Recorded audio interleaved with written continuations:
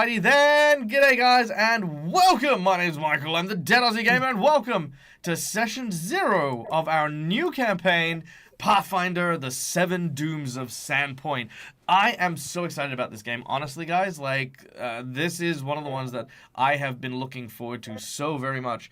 In fact, I actually have the hard copy of this particular adventure. I don't have many hardcover adventures in my possession. This is one of them. So for those of you who don't know, sorry, is someone's audio running through their microphone? Am I? Because I feel like I'm hearing an echo or something. We got it. It's all good now. You got it? Okay, good. Thank you, Neil. Now, for those of you who do not know, Sandpoint, which is this beautiful city you can see in our background here, is one of the most notable cities. Sorry, I say cities, towns, villages in the Pathfinder world. The reason being is this is one of the places that was the first location seen by the adventurers when they went and made Pathfinder First Edition. Because Pathfinder originally actually made 3.5 adventures in their setting, but when they went to their new system, the first adventure they wrote was an adventure path called Rise of the Runelords. And this was set here in the town of Sandpoint. Since then, there were 2 other adventures, all of which set around this very, very quaint coastal town. And now, with Pathfinder 2nd Edition here, they have gone back to this town with almost like kind of like an after the adventure. What happens to the town of Sandpoint? So you get to see the rippling effects of like a ton of the stuff that had happened in the previous adventures. You get to visit some old nemesises that may or may not have been dealt with. There's so many cool things. And I will give everyone a heads up as well. Yes, there will be some cameos from characters from the Rise of the Runelords run that me and a few others did not too long ago as well. So yeah, there's all that as well. So this whole adventure is going to be built around Sandpoint, the city, and our new heroes, these player characters that we'll be introduced to, are going to explore probably one of the places in the Pathfinder setting that I know best. So this is going to be an amazing one. So yeah, there we go. Now, before we kick off, today, guys, we are going to have donations as we usually do, just as a bit of a heads up. So donations are going to come through and be applied as normal. However, any donations that are made to the stream today are going to carry over to next week. So our players kind of will have a free pass in a way, because this is a session 0, which means my players are still building elements of their characters. We are still role-playing. We're still figuring some stuff out. We're going to be introducing these characters to you guys in a little bit. But like if I earn, say, Jinx points or hero points or magic items or boss buffs, those will be paid forward. So just, bear that in mind. However, of course, they will go towards this month's Dagley support. Dagley support. We are at 79%, which is amazing. So thank you all who have donated. In particular, of course, I'd like to give a massive shout out to McClover and the McClover clan. McClover has already provided magic items to all of my players, including, of course, these 5, and All Things Fantasy, who will be back joining us either next week or the week after, depending on, what he says. But yeah. And also a very hearty congratulations to the McClover clan, because we obviously know that a member of that clan is getting married very soon in the upcoming month, and we wish them, their family, and the incredible future ahead of them all the best from the Dead Aussie Gamer family. So yay. Mwah. Big love. Awesome. Okay. Now, before we kick off, guys, let's talk about sponsors. We do have our sponsors, but, let's be tame about this. We don't have any Hero Forge minis because they're not up there yet, and I'm working on that in the background. But Hero Forge, wonderful 3D model making software. Boom, there we go. We can make Hero Forge 3D models. We can do a whole bunch of cool stuff with Hero Forge to help conceptualize a lot of ideas. Some of my players have done this and, have run with very wild ideas that needed to be reined in. Others have given me stuff that I look at and I go, this looks like an NPC. So I'm going to be tweaking and playing and fiddling around. Also, yes, my players have given me a bunch of stuff, so there. No, Bandicoot, you haven't missed on the intro just yet. We're winding into it. Now, Secondly, we have, of course, Sirenscape. Now, Sirenscape actually does, I believe, unless I am sorely mistaken, have an actual sound set for the Seven Dooms of Sandpoint. Yeah, Seven Dooms of Sandpoint, right here. There we go, boom. They have an entire sound set for the Seven Dooms of Sandpoint, including the sound effects of, let's see, what's a good sound effect to play here? Ooh, here we go. A Ghoul's Warren. I should probably share that with my players too. We don't deserve it. All right, hold on. There we go. Share to my players. And also, apologies for the tech. We are still building the tech. All right, there we go.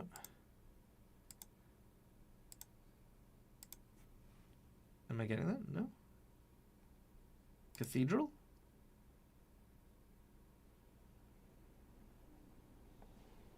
Oh, there we go. Nice. Look at that. It's the sound of a cathedral. Cathedral bells. Ooh, so pretty. I love them. Yeah. So, you know, little ambient noises to help help people get in the mood, as well as fighting music and spells like Fireball.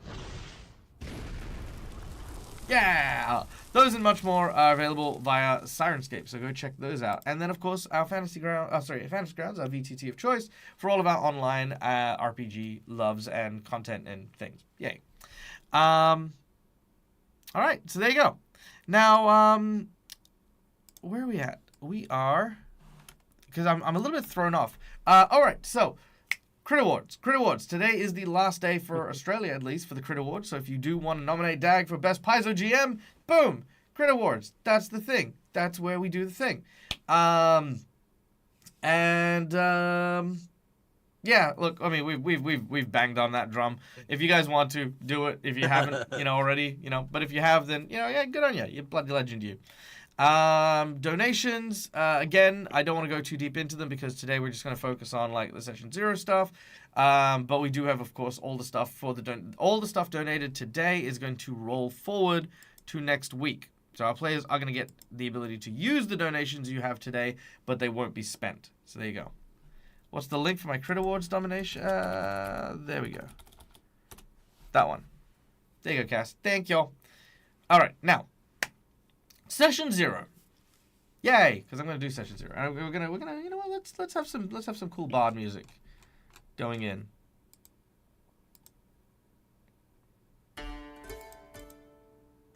Nice. Alright. So, Session 0s. Guys, for those of you who play TTRPGs, you may have heard the term Session 0 before, but what does a Session 0 truly mean? Well, I feel like to different GMs, it means different things. Some people, they gather around the table and they build their characters and create them from scratch together. Some people come to a table with their characters ready to introduce them. For me, I like to marry the two ideas. A Session 0 for me is about establishing a baseline. What is it we all seek from the game? What is it we have as expectations for our characters' journeys as well as our GM and the story that they are going to unveil? Now, prior to, of course, this adventure, all of my players were asked to design their characters and come up with a quest that would make their characters at least somewhat notable among the town of Sandpoint. So, this obviously begins with the town. As a GM, it is my responsibility to update the group into what they expect from this town. A coastal village that is rather peaceful for the time being, though it has bouts of great drama and catastrophe that waft through these rather humble streets.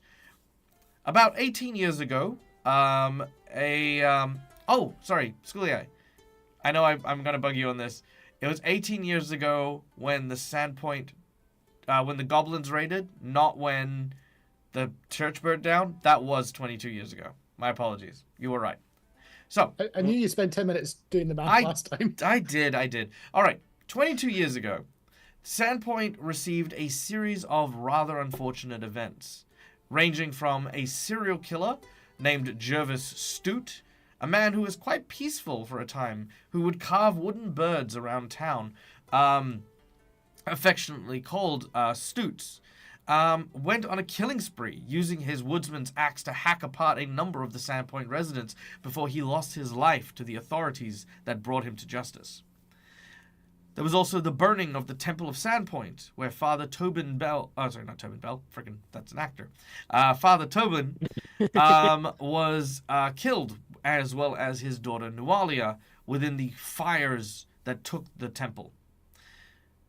In the years since, the temple was rebuilt, but on the inaugural celebration of its opening, the town was attacked by goblins, led by none other than the daughter of the previous temple, Nualia. A group of adventurers journeyed out and managed to defeat her for good, but that was only the beginning of the catastrophes that then occurred. Goblins had murdered one of the notable nobles, a man by the name of Longiku Kaiju, who was, of course, the person that ran the glassworks. He died. The local tavern keeper turned out to be an empress in the long-distant land of Tianxia, so she left to go do that.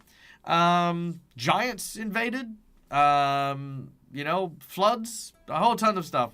But Sandpoint, despite all of these catastrophes, has endured. Its spirit and its people have held fast along the coast here. Now, the first thing I do with the Session Zero after I, encourage my players to know a little bit about the world around them is ask them for 3 things.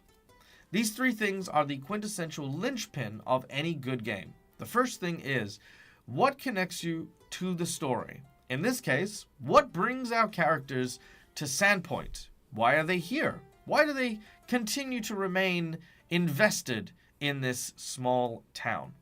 So, what I'm going to invite my players to do now is, if you could, please, introduce your character by name, race, and class, and what brings your character to Sandpoint, should they, of course, not already, have been born here. Yada, yada. Let's start with our dear friend, Schooly Eye. Of course, I still get the first chair. Yeah. Because I don't know what I'm talking about, so I gotta go last. Yep. Right. So I will be playing Cinderella, a female elf cleric of Cyrene. She was born and raised in Sandpoint.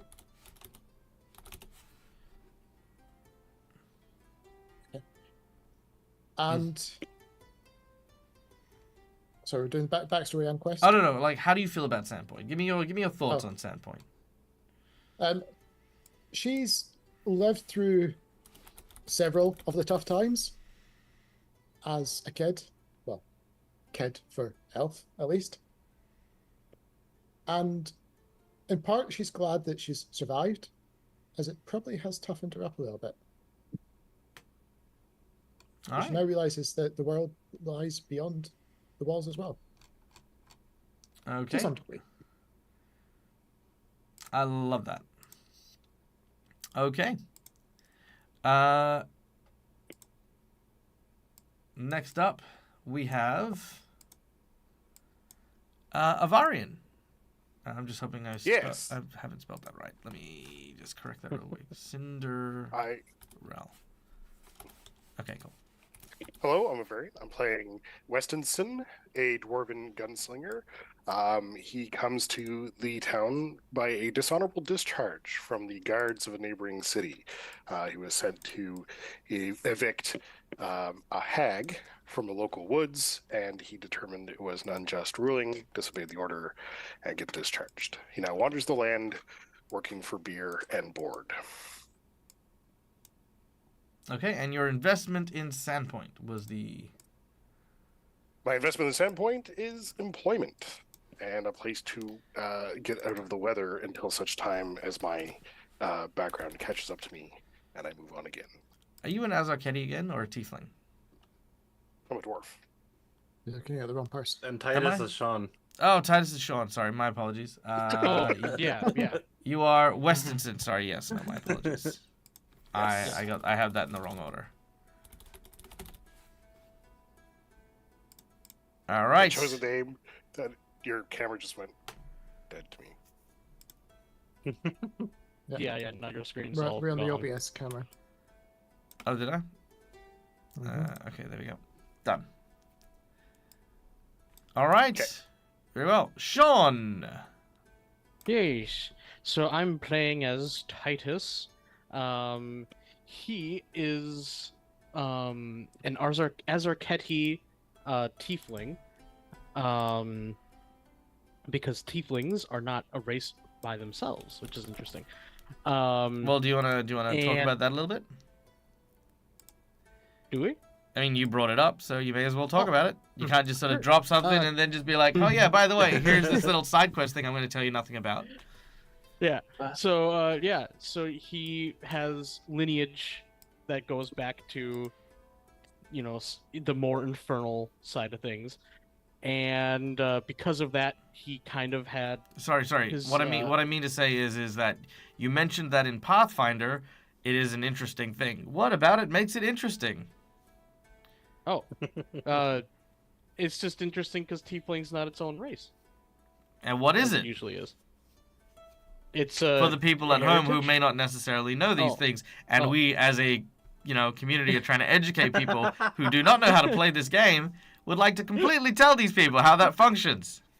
Well, yeah, okay, yeah. Your phrasing of it kind of confused me at first because you mentioned like it was like a quest. I'm like, what? But yeah, it's a type of heritage now. So it's like a background that you attach to, a different race. So, and in this case, I chose Azarketi to be the race that is combined with the infernal heritage of Tiefling. But yeah, that. Because of that, it led him down a dark path, which he then met up with his master, who, made him hate himself less. And his master was going on a quest, and Titus stole away on his ship. And after his master found out, kind of left him in Sandpoint to continue on to Zia himself. And so yeah, Titus is now just stuck in Sandpoint, waiting for his master to return. And yeah, his views of Sandpoint are kind of like, I don't want to be here right now, but he at the same time will wait patiently, or as patiently as he can. All right, very nice. Oh. All right, next up, Rock.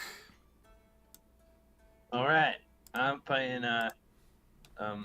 Zyak, no thaumaturge. Fun fact: they are now known as the Colo.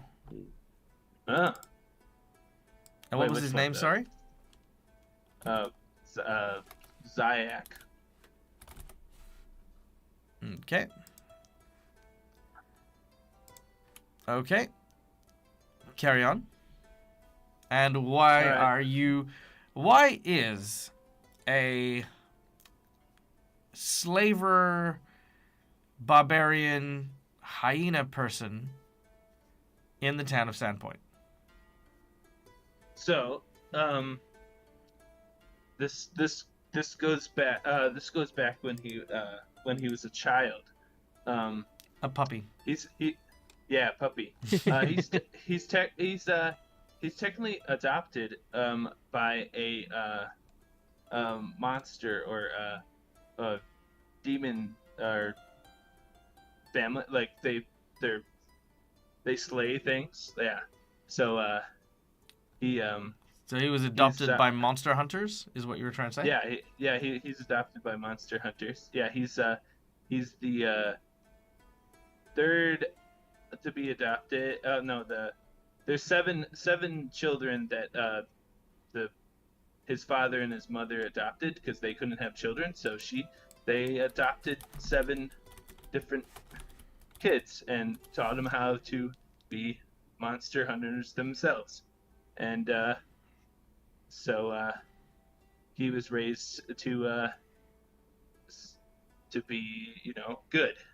Yeah. That's super dark. Super dark. Well, yeah, because Because basically what you're saying is this group of monster hunters likely killed your actual parents, stole you, Yeah. and then raised Yeah. you to go and kill more of your kind. Yep. That is super dark, That's a dude. good point. That is so Well, freaking dark. That's hardcore. All right. Well, more specifically, which was the question, is why are you in Sandpoint? I'm in a Sandpoint to investigate investigate a demon cult. Old family friend got killed, and that's why I'm here to investigate that. Yeah. Oh no, remember you were here to offer condolences. Like you're here to like sort of check in on them. You're like that. Oh, okay. That thing's been solved. Like it was. Oh, that's been solved. Yeah, it's been solved. You're just here to check up on the family, and like you're just you're like you remember that thing where an actual human being in a D&D adventure goes around and goes, I have saved everyone, goodbye, nice knowing you, and then they leave and then they never come back. But in an actual like reality situation, there would be a situation where you would go back and be like, hey, you doing okay? Is everything all right? I know it's been a while, and then you've made these regular check-ins in Sandpoint to talk to your friends because you're actually friends and not a douchebag. Yeah. I love hero logic. Hero logic is so much fun for me sometimes because I sit there and I'm just like some things that heroes do. I'm just like, so you're just gonna leave them? Oh, you're gonna steal that? Oh, okay, fair. Yeah, just lots of little things that just make me go, okay. I'm gonna walk into this house. I'm gonna smash every pot and take every coin that falls out of it. Yeah, basically. That's pretty fun, right? All right, and last but certainly not least, Neil. Hi everyone. I play Peyton. He is a human rogue human, or human rogue human. Human rogue human. Good to know. Good to know you decided to vary out a little bit there. He is a Rumen. He's a Roomba. Right? He drives around. I can't think till I know. Okay, yeah. That's okay. It's not like communicating is an important feature of playing D&D. It's fine. Right? Yeah. I never used it anyway. So, he is a human rogue, a ruffian rogue specifically. He has lived in Sandpoint his whole life. He became an orphan because his parents had been working for the church, and then he became an only, he didn't have his parents anymore when the church went on fire. So growing up, he was kind of helping the town a bit, kind of getting to know everyone. So they kind of doing odd jobs here, well, not odd jobs, but as he grew up, he helped out the church as much as he could. And when they got it built back up in a new orphanage, he was old enough to kind of help support them better. So he kind of got money to then help the kids at that orphanage, the new one. So do you? Okay, so you're what you're saying is you're a volunteer at the orphanage that yes. you were once a part of. Yeah. Cool. Sweet. Okay. A couple years back, some trolls had come and attacked some of the farmlands, and Peyton, who was nearby at the time, stepped in and helped the farm hands and the farm.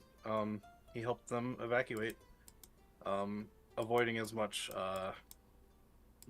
conflict and destruction as he could. So, well, not he himself, but helping the farmland, so that trying to help as many people survive as he could. All right, beautiful. I love it. Yep. To answer the question that we had from Sen House as to when the church went on fire, what happened to the church, it was not known what happened to the church, and I am playing it by the run-through that I've done of Rise of the Rune Lords and all the previous adventures, but it was never actually learnt what the cause of the fire was. Only that around the time of which there was a serial killer out and about on the loose, there was a fire that broke out at the temple to um, multiple Varisian gods, Desna, Sarenrae, Abdar, etc., etc., etc. It broke out and took the life of the priest and spread to some of the town. It was in an event known as the Late Unpleasantness. That was the name of the thing. So yeah, and both Sindriel and Peyton were in town during that period of time of that fire. Peyton, of course, orphaned by the fire, and Sindriel having been injured herself in the fire as well. So there you go. All right, well, this is our group of characters, which is amazing. Now, session 0, like I said, the first thing we need to do is connect ourselves to the story. Chat, do we feel as though our heroes have connected to the story? Let us know if there are characters you like. Let us know if there's like things that you've got questions about in terms of their connection to this town. But yeah, for me, everyone here has a reason to be in Sandpoint. Everyone has a connection, some investment into this place. Probably the weakest one, I'd say, and this isn't a criticism, it's just a statement, would be Ziak. Because why Ziak is in town, he is connected to one person, which is good, because it's a connection. But if the town burned down, we know Ziak is going to likely want to help that family out. Now, as a GM, this is great, because it means that if I want to motivate Ziak, I need to be aware of that family, who they are, what they do. So this is why we have that first step of what connects our group to the story. Because ultimately my role as a GM is to move players through the story. So this is the first step to how I do that. Now, the second thing I ask every single one of my players to do is to come up with a connection as to why you work with other people. What is it that makes your characters interested and invested in working with a team? Why, like who here wants to play lone wolves that get along with no one, So, what is your experience working with people? Like, are you a friendly, sociable person, etc.? Why would you work with other people? Let's start in reverse order this time, starting with Peyton. All right. I feel like my character would have actually known, he works well with actually a lot of people in town growing up, kind of doing those various jobs. Probably most likely a messenger, bringing, almost like a mail carrier, but for bringing, supplies and stuff back and forth. He'd get to know a lot of people, and he wants to make sure that the people he knows are taken care of. Okay, so a very empathetic person who definitely enjoys, being a part of a community and supporting their community wherever they can. Mm-hmm. Nice, love it. Okay, Ziak. All right. So how I work, why I work with others is, my adopted father told me, I'm a good hunter alone, but having more hunters, people to help you with your hunt is better than just you. Yeah. Okay. So having more. Yep. So kind Having of one a pack of is better than a lone wolf. well, not really, because he wasn't raised by Kolo. He was raised by people. True. Yeah. All right. So yeah, hunting in a group. So maybe there is a community of monster hunters, and you've seen the value in working with people in a team. Nice. I love that. That's a brilliant one. Titus, what about you? Yeah, Titus, he went through, like I said before, some pretty massive self-loathing, and after his master flipped that thinking around, he realized that just like how there was good in him, even though he didn't believe so, he now understands that there's good in anybody, from the lowliest person begging for money on the street. He just understands that it's like there is basically a flower willing to bloom in anyone. So he gives everybody now the benefit of the doubt. yeah, just tries to keep that in mind wherever he goes. That people are beautiful on the inside. You just have to look. All right, very well. I love that. Very artistic. Very much very much feels like the cleric of Shaylin style of thinking. Cool. Westonson. Westinson grew up in a dwarven clan. He worked as a guard for a city. He's very much kind of group focused. He has a desire to protect people. So if the underdog is in danger, he'll generally step forward. How personable Weston is dictated by how many kegs or steins he's gone through.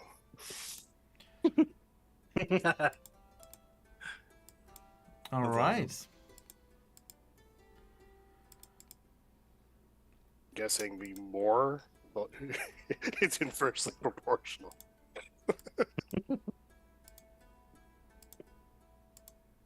That's No, why it does. It's a bell curve. It starts bad, gets good, goes back to bad. No, I love that. I love that. Brilliant. And that's a really good thing as well, because it means that by opening up about this, it means that both me and my players now also know how to motivate this character if they require to. So, for example, you know, like if my group needs Westonson to do something and he is being belligerent, they realize, well, you know, if we grease his palms or help feed his addiction, that might actually get us the results that we are looking for. All right. I'm all for that. Sindriel. Yes, so she saw the benefits of everyone in town come together, especially when she got injured and everyone had to pull together to douse the flames and everything like that. Mm-hmm. Over time, obviously, she's helped out at the temple, dealing with the people. And obviously, try not to judge too much about the various people that wander through the doors. Mm-hmm. So she tries to be approachable to all. She might always question some people, but she will try to aid them as much as she can. Obviously, now that she's seeing all these people, she actually wants to know more. And she actually wants to learn more about people beyond, effectively, the confines of the walls more than anything else. Okay. So that is more of the what. The why is kind of what we're chasing. So, would you say that Sindariel has kind of been taught by the church to be open and accepting of other people, which is why you had to learn how to be sociable? Yes. Okay, cool. Yeah. Yeah, brilliant. No, That's no, why I I love was it. Yeah, no, I kind of figured. So brilliant. So this is kind of almost like a part of your job, part of your work is very much that that putting yourself in front of, like, you know, being the face, being someone who welcomes people and works with people and yada yada. Yeah. Okay, cool, brilliant. So as a GM, like I said, now I have a way for my players to interact with each other and have a good time, you know, playing with that. Now, not always. Now, players don't always need to get along. Oh, sorry, characters don't need to always get along. You can have rivalries. You can have enemies. You can do all that sort of stuff, for sure. But this is the point where I will always take my players and tell them to talk about it. Right now, I don't see any conflict. Does anyone have any internal conflicts with any of the other characters from what you've heard in terms of your motivation of working with one another, or who or what, you know, you guys have going on for each other? I will say for Peyton, it might he tries his best to be liked by everyone. Although occasionally he might come off as intimidating. Occasionally he may come off as intimidating. Yes, Elaborate. He's a big buff dude. He looks scary. Does he? Yeah, I'm a strength rogue, Okay, hold on, wait. I'm going to very Well, quickly. I Sorry, was about to say that one Titus has second. that One issue. one second. Just give me a second. It's not that I don't believe you, Neil, but I just want to share this with everyone here, right? So very intimidating, very scary. I might Yes, be I know. I might be Hero Force- terrifying, okay? I might be absolutely terrifying, and this is what Neil submitted to me. Yeah. Right? I am quivering in my boots, right? Like I am absolutely I mean this guy, That's the thing. He himself thinks is good, but like I don't know. yeah, very He scary. thinks he's intimidating. There it is. No, he thinks he's intimidating. Now, I was about to say the same thing. Where yes, Titus looks very intimidating and scary, being a tiefling and like very deep voice, and like some people could have a negative opinion about him seeing him for the first time. Yeah. You know, if right you up- judged right up- him by the cover, Right up until he hears laugh, Like and then no one's intimidated. the funny thing is all I can think of now that I know that you wanted to be a miner originally was like this character is basically just Zoolander. he does kind of look like Zoolander. You know, just walking around and like I'm really scary and intimidating. So between the demon Oh, that's and good. the Colo, I get Yeah. the feeling our cleric is probably the most next one to make people take a step back just because of how she looks. Yeah. I mean, but Yeah. you know, look, I mean, ultimately, if that's the way you want to go, I mean, the Hero Forge model is not going to dictate what your character is, but I can definitely work to making your character a little bit scarier. Okay. If you Now- want to make mine scarier too, that's No, I'm that's fine with perfect mine because, looking like yeah. that. No, it's Yeah. fine. Yeah, to be honest, Titus, yours looks like a deep sea fish. I'd probably say if you wanted to be an Azarketti, I'd probably look at something more coastal, more like tropical or temperate climate thing. A deep sea fish is definitely terrifying already, for sure. And I have a few ideas that I can play around with, but you know, it depends on what your vibe is. Okay, does anyone have any issues with that whole concept? Because here's the other thing as well. If Neil, as a player, wants his character to be intimidating, then while we can make fun of him and sort of be like, oh, you know, hey, you know, it's really funny your character actually looks like Zoolander, ultimately we want to make sure Neil has a good time. We want to make sure that we can compensate for that. So are you guys okay with Neil having a character who is intimidating or imposing, I think is what Neil is trying to find rather than the word intimidating, as a character? Is everyone happy kind of embracing the fact of Neil's character being imposing and maybe having your characters feel that, that large imposing nature? Everyone good with that? Yeah. Sweet. Yeah. Fantastic. All right. Yeah, I'll I'm try. definitely okay with that because, like I said, I was going to do the same thing. Sure. And now I will say this as well. Like there's actually a video by Jenny D which goes into backgrounds and how to design them and stuff like that. It goes into a lot more detail than the ones that I do into it, but we're gonna circle around back to this because I also want to talk about writing a badass. There's a whole thing I want to talk about for that, but we'll come to that later. Now, the third and final thing that I require from every player into Session 0 is, so we've gone, what connection to my story? What connection to each other? The next bit is, what is your singular, unique, motivation to not be an NPC? An NPC is someone who lives their life comfortably, who just stays at home. This is just kind of like, I don't dream of going out and doing anything. I am just here because this is where I'm at, right? Every character needs this motivation. If you do not, there is no reason at all for you to leave and become an adventurer. And that is what we seek. So let's go into that. Sindriel, let's start with you.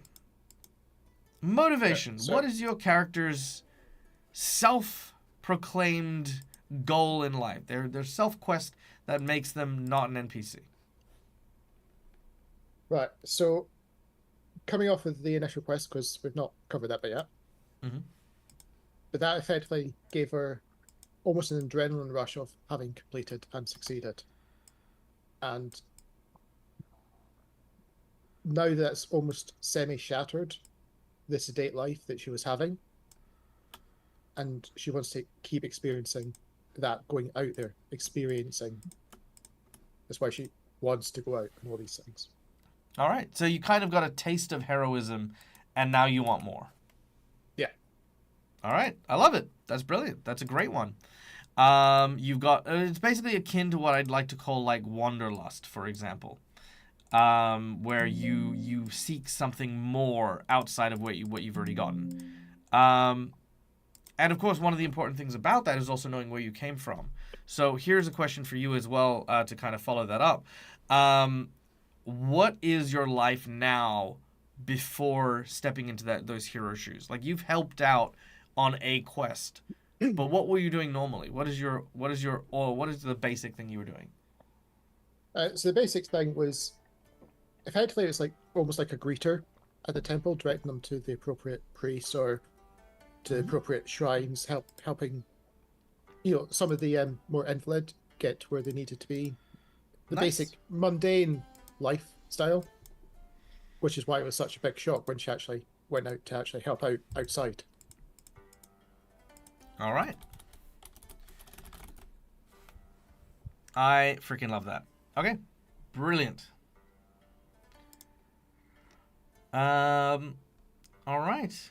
Next up, Westinson. Westinson's goal, aside from finding enough money to acquire imbibement, is to, I guess his ultimate goal would be to clear his name either from the actual rumors of his desertion that he thinks is floating around, Mhm. or, his own self-loathing that is causing him to think that there are these rumors of him as discharged floating around, depending on whether or not, I've decided if Weston has a certain level of self-importance. Okay. So I'm kind of vibing that you're trying to restore your honor. In at least his eyes, if not in the eyes of others, yeah. Okay. And he's been doing a terrible job of it thus far.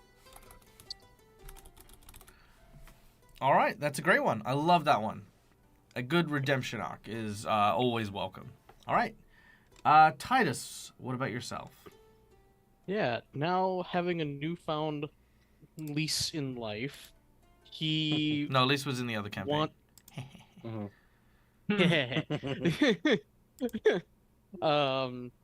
Well, maybe Lisa's in his life now. Separate universe. She's dead. Yeah. He There's laws against that. now, yeah, you.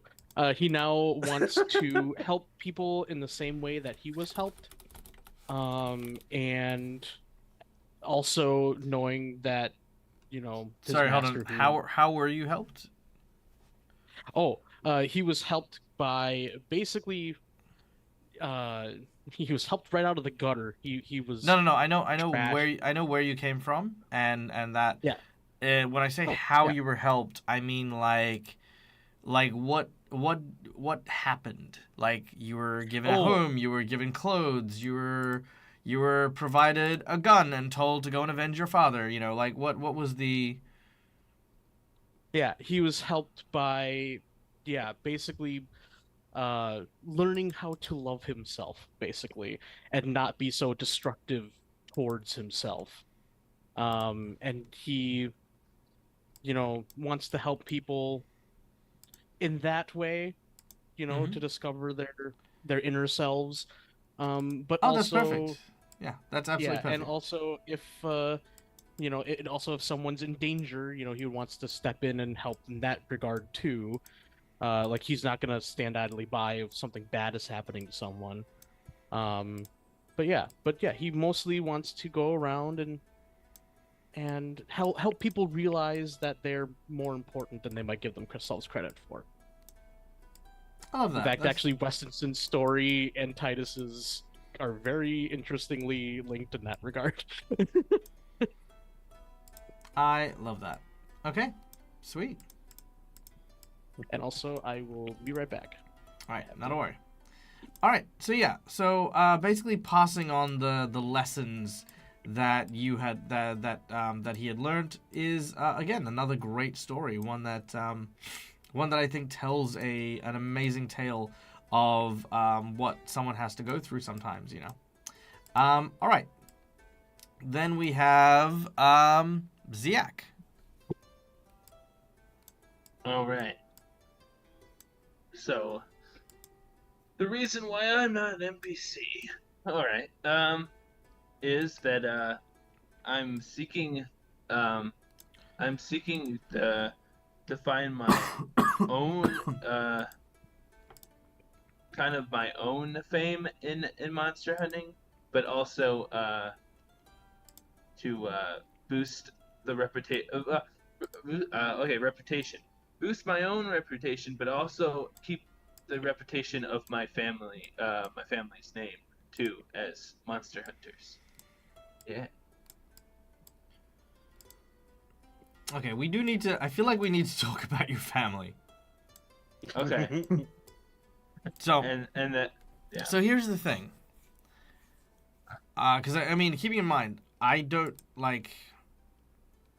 I try not to be, and I know I am. I try not to be overly critical about like backstories and stuff like that because, much like with anything artistic, right? When we write and we design things, stories, tales, etc., everyone has their contributions, their thoughts, and it is a very personal experience, right? So I want you to know that the feedback I'm giving is not designed as criticism. It is designed to like help me. No, figure out more. I want to learn more. I want to figure this out. So what I'm hearing, if I'm not mistaken, is this character is really family orientated, family invested, and stuff like that. Yeah. The thing that trips me up a little bit is the character itself seems to almost ignore almost entirely the race you chose for this character. The offsetting piece seems to be that you've chosen a monster hunter who is raised by non-monsters to hunt down monsters, but just haven't acknowledged yourself. I feel like your character is almost invisible in your own story. So the question I have for you is, to begin with, why did you go with a Colo for your character? Colo for my character? Yeah. Like, for example, what do you do? Do you know anything about Colo culture? Like who the Colo are, etc.? Well, not Pathfinder wise, but I remember that they were. Well, let's start with the Gnoll. What do you know about Gnolls? Gnolls, they're basically ravelish beasts that worship demons. Cool. So for me, whenever I design a character, whenever I've got like even a particular race and stuff like that, culture is a huge part of the elements to here. Have you ever heard of like nature versus nurture? Nature versus nature. Yeah. Nature versus nurture, right? The nature versus nurture. Oh. Yeah, so nature versus nurture refers to a method of bringing up children in which you have the nature of a child born in a particular way to like a family of, let's say you have a family of very talented, very academic individuals, and they are and then you take the child and you raise them in a farm with a bunch of like rural, salt of the earth kind of people. Will they grow up and be very academically capable, or will they be very laborious and hardworking? It is the nature versus nurture argument. Is their nature stronger than their upbringing, right? So for Ziak, when I hear his story, I'm seeing this as it's a nature versus nurture story, right? But the important thing is when you design a character like that, it's very important, and this goes to everyone in the chat as well, to not ignore the nature of your character. Otherwise, all you really end up doing is you just end up like, there's no point in this character being that particular race. If, for example, with Titus at the moment, he was an orphan who was raised by someone else, which is cool. He is playing an Azarketi. Azarketis are coastal creatures that are found all the way throughout the coastline of this particular region of Varisia. So his character, though it is, fantastical and unique and not, a human or an elf or whatever, is something that, is a part of actually what is the common races here. Now, a Gnoll is kind of like from the plains. It is from the Badlands. They're, generally a very, very violent, angry, aggressive race of, as you say, demon worshippers. So to switch that to suddenly be a person who is accepted in every culture, hunts down monsters and stuff like that, it's almost as if it's a human. You know what I mean? Or, like the Gnoll bit isn't there. So what I'm going to do is let's first of all, let's start with the fact that you want to play a Colo monster hunter. Yeah. Okay. So, step one, let's talk about your family. Is your family important? Because being a Colo monster hunter could have its own thing. You could simply have decided you were banished from a tribe of Colo warriors. You decided to exact your vengeance on them. You were mistaken by a group of adventurers for a hero. You don't know what that is. You don't understand what that is. But you realize that as long as I keep killing monsters, they won't kill me. And that works because I can survive off that. Right? That's a cool Colo. You know what I mean? Like, he is still pretty damn evil. But he realizes that to survive in regular society, if I kill evil, they'll tolerate me, and that's okay. And that could also be a really cool societal check. On the other hand, with the monster hunting family bit, if you go with the monster hunting angle, then there has to be that struggle. Like, to put everything into your family, there's no growth for your character. So instead, what it would be is, maybe you've started to realize something's not right. People do not like you. People are afraid of you. Yeah, when you talk to your parents who have apparently done this 7 times, are all your siblings monsters, or are you the only one? At which point, at which point, Sorry. Why did they choose to spare you? They're in the profession of killing your kind, so why did they spare you? What was it about you that they did? Maybe there is, like I said, a really dark thing where, you can get in with monsters because you are one, and then you can kill them from the inside. It's actually it's very abusive. It's very much like your family is using you to do their job. That's the only reason you exist, Like, so... And I don't realize it, that they're doing it, but it's slowly coming to me that they are. Well, I mean, again, it depends on depends on the angle you want to take. So... Do you want to... So, if the family is an important part of this character, then what you need to look at here, because we're, again, just to recap for people who are unlurking here, what we're looking at here specifically is what makes you not an NPC. What is your personal quest, right? If your personal quest is to help the family that is abusing you and doing this whole thing, then that's not really a quest. That's more of a very problematic psychological issue that your character should probably go to therapy about. But if your character is on a quest to sort of find out who he truly is, maybe you've run away from your family, right? Because remembering, your tie to Sandpoint is this other person.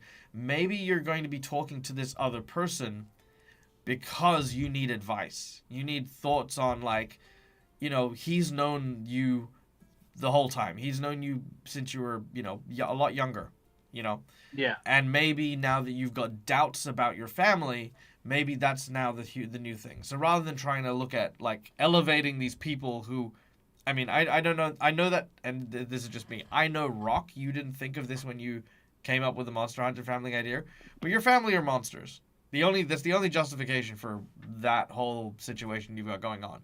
But I think it makes for a good story if your character is learning this and still maybe in their own head are I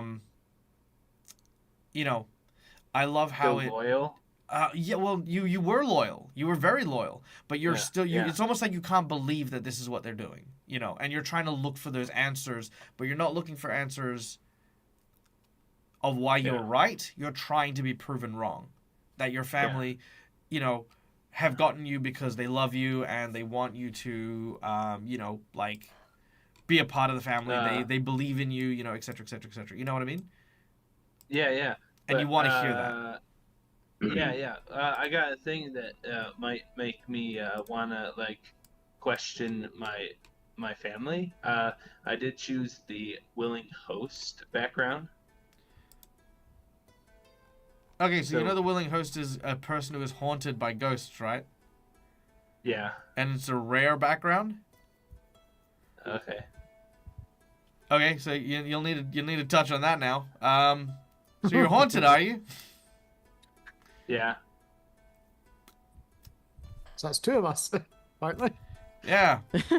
See, that's okay. So rare backgrounds in Pathfinder are stuff that you should really go into, much like the time traveler and stuff like that. Rare backgrounds are generally not appropriate for most games unless you're talking about it with the GM. So in terms of that one, Okay. I know it's not that I'm saying no. I I'm could just saying scratch that one. no. I'm Okay. not saying no. I'm Well- saying talk to me about it. It has to be a part of your character because it is a background. And thus far up until this Okay. point, you've not mentioned ghosts at all.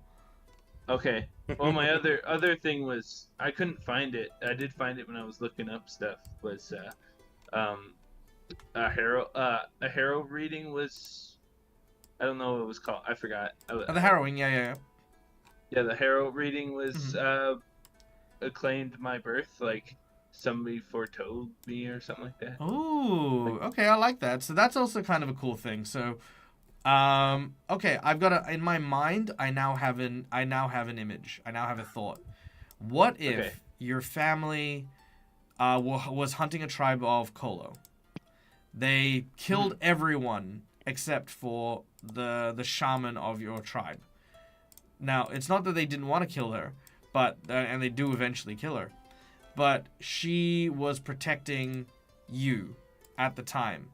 And when they came in, she gave like a prophecy, like almost like a curse to these people, that if harm came to you, then they would suffer, a fate 1,000 times worse. And maybe even it's the reason why. Maybe it's the reason. No, it's the reason. Well, yes, why they raised you, but also why they can't have kids Ah. because of this curse. Oh, okay. And so they've raised you in their stead. Okay. So it is very much like and I mean it is very much still a very similar story, but now we're looking at it from that perspective of they don't want to raise you, but they have to. And it's not a what do you call it? It's not quite as devious or sinister, but you've still got to ask yourself like, well, yeah, my parents resent me, but at the same time, like they give so much attention and love to my other siblings that they've adopted, right? But in part, they will always blame me in some way for the fact that they can't have kids. Yeah, I like that. Oh man, that's so good. I love that. Okay. Okay. Do you know what that background is called? Because I couldn't. I was reading and I couldn't find it. Oh, no, it's not a background. That's just your story. Background wise, okay. I mean, as far as hunter goes, I might go with maybe nomad. Nomad. Okay. Yeah, I think a nomad's a good vibe for that one. Okay. Um, I could change it, right? It's Yeah, easy to yeah. Change right yeah, you can change it. We can have a deeper look at that. We don't need to have a deep look at it now, but I think we've got the Okay. nuts. I think we've got the nuts and bolts of who you are as a character. Who you are is you were raised as a monster hunter, but you realize that there is more, and you need to. You're looking into your own nature. Who are you, outside of what your family made you, and outside Yeah. of what your race, your culture says you are? Who is Ziak? That's a great quest. Yeah. I mean, hell, most of the people in chat and myself have been on that quest, already. So there you go. All right, I love that. Fuck, which way are we going? Peyton. It's Peyton next, yeah. Peyton.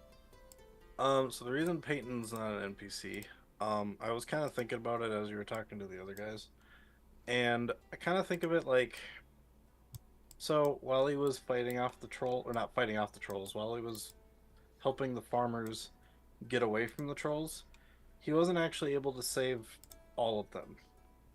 he missed a couple, and also like eventually realizing that he himself was not strong enough to save everyone. Although he got most, while trying to fend off the trolls he was not able to kill. With, Oh, do you remember what I said about you not killing trolls? No, yeah, I know. That's why I said You he remember- didn't kill any trolls. No, as in you weren't fending off any of them. If you fend off a troll, you're gonna die. Oh, okay. Yeah, you helped them escape. You literally said, "Hey, quick, this way," and then went into like a little chicken coop and then hid Okay. and ran. Like that's the only way Oh. you're gonna survive a troll encounter at level 4. Got it. Yeah. Realizing then he couldn't do much, he himself would have trained more or less on his free time, because he wants to be strong enough to actually protect the town and not just come up with a backup, like a back door. So after that encounter, he would have spent his time like also continue helping the town, but most of the time he'd be like taking laps around, training himself, getting muscles, and basically you know working on his scary face. Okay, so let's go. It's Let's not go. scary. Let's break this down. Oh, So yeah. Neil, are you making this up like literally right this second? It's okay if you are. We just need, Yes and no. Okay, let's go with the no bit. What is the bare bone basics of what you seek from this character?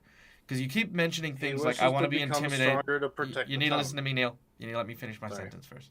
Right now, Sorry, the sorry. impression you're giving is that this character is supposed to be big, intimidating, imposing, large. You're making a lot of things very physical about this character. Is there anything beyond that as your basics of what you want before today, right? That you wanted to get from Peyton? Because we can work on that. I do want Peyton to be likable. You want him to be likable. Okay, cool. Now, Yes. therein lies another rub, which of course is when you play characters who are intimidating and imposing, likable is on the opposite Likable side to of the town. yeah. Well, I yeah, guess. again, regardless, likable is on the opposite side of being intimidating, frightening, and imposing, right? These are things that are obstacles to that. Now, maybe instead of being likable to everyone, you could be likable to certain individuals. If you want to be intimidating and imposing, shorten your range, right? What if you are someone who works at the Hagfish? It's a rough and shitty little bar at the edge of the docks filled with ne'er-do-wells and thugs. Now, maybe your character is one of these people who walks up and like spits at people. He is aggressive. People generally, like the normal common folk, don't like you. But you go to that dock and people love you because you're Peyton. You're one of the boys. You're one of us. You're one of these people who don't fall into the confines of what polite society wants us to do. Just one of the dudes. Do you know what I mean? They encourage the bad habits. Because, keeping in mind, if you went the other way and were, a big, lovable goofball with donuts and stuff like that, you're going to be a big, lovable goofball with donuts. You're not going to be intimidating. You're not going to be scary. You're not going to be imposing. You're going to be Zoolander. So, I like Zoolander. yeah. So the question is which do you, again, which do you prefer? So, would you rather be a likable character, or would you rather be?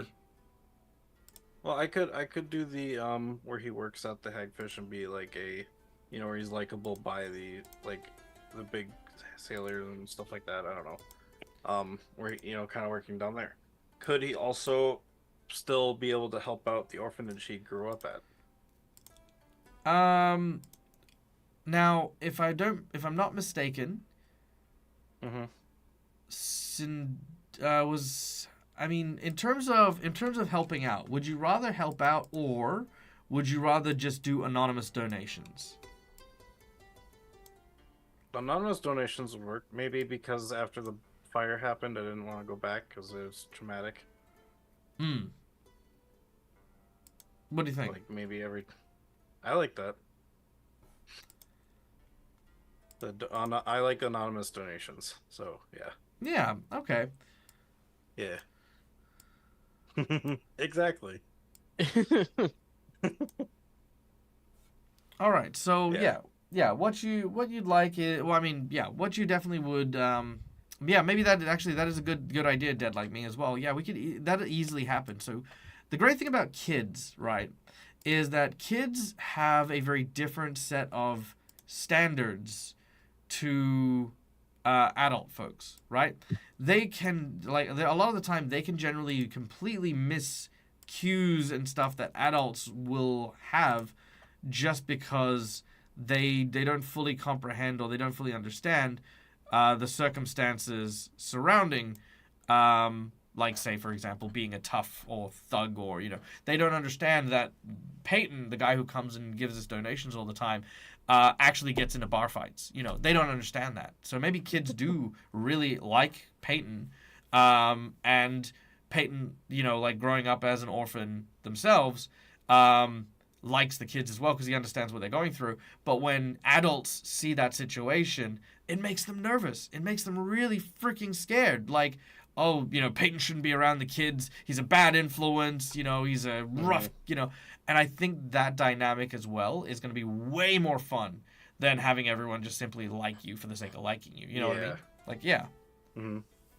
Like maybe growing up they liked me, but then when I got older and started working at a specific area to get liked by a group of people, then the adults started being like, oh, shit. Something like that. I don't know. I mean, no, I do like that. But the thing is, yeah, like I said, being liked by some. He used to be so, like all the adults think I used to be like this, but now I'm different as I grew up. Well, I mean, no, they wouldn't care. Again, because keeping in mind, true. Yeah, keeping in mind, you're not a part of their, like, and I know this sounds awful because it's really so true. No one, and I always tell people this, just go off the proviso that no one gives a shit about your character. And here's why. Because your character is the central point of your story, but not everyone else's, Yeah. So, what other people think about Peyton doesn't matter to Peyton, Peyton is doing his own thing. What's he doing? He's making money, working with some, rougher than normal people, which also works super well, especially given Titus is a tiefling, Ziak is a colo, Westinson is a drunk who like sort of rubs people the wrong way. Cinderiel is the odd one out here by being, actually well put together and stuff like that. But now with this whole group of individuals, there's a certain level of like, well, you guys are misfits. You guys are, outcasts in your own various ways. Except for Cinderiel, which is okay too, you know what I mean? We'll fix that. Maybe. Equally, if he's always at the orphanage with the kids, she's probably seen him quite a fair bit. Yeah, well, that's true. That's true. All right. Also, I hope you guys are enjoying the tokens as they're slowly being added one by one. Yeah, Titus looks definitely pretty scary looking. I like it. Well, yeah, I had to, like I said, I changed Titus up a bit. I did want to change Cinderiel up a little bit, but I don't know what I would do with her. She's elf caster, elf cloistered cleric, has a limited range of what you can do with that. Which is why I went for the facial burns. Yeah, which I love. Which I love the facial burns. I do love everyone's kind of vibe too, and I do tell this as well. This is just away from the level 0 game. When it comes to like producing like a live play, one thing I love doing more than anything else is I love making sure that everyone can just look at what's going on, look at any of these characters and know what they're about. Westinson, very important. He looks like a soldier, and I think he does. Ziak is a monster hunter. I think that vibe definitely happens, and I'll give all of the credit to Rock on that one as well. It definitely has some monster hunter vibes to it. Titus's other one was okay, but I didn't really get as arcade-y. It was a very it didn't quite work. So I looked up the Tritons, and then I looked up some colorations for some sharks, because they wanted that intimidation thing, and then I threw in some horns in the hair as well for that tiefling element to it. So it became quite vicious looking. Yeah. I just wish there was a flower tattoo I could put on his face, because he has a flower tattoo, and it's like, dang it, they don't have one for a head. That would have been amazing. But all right. Oh well. Okay, Christina, thank you so much for the sub, you lovely person. Yes, you will get to see me in person one day. If you're going to Gen Con, you'll see me this year. Just saying, putting that out there. Okay.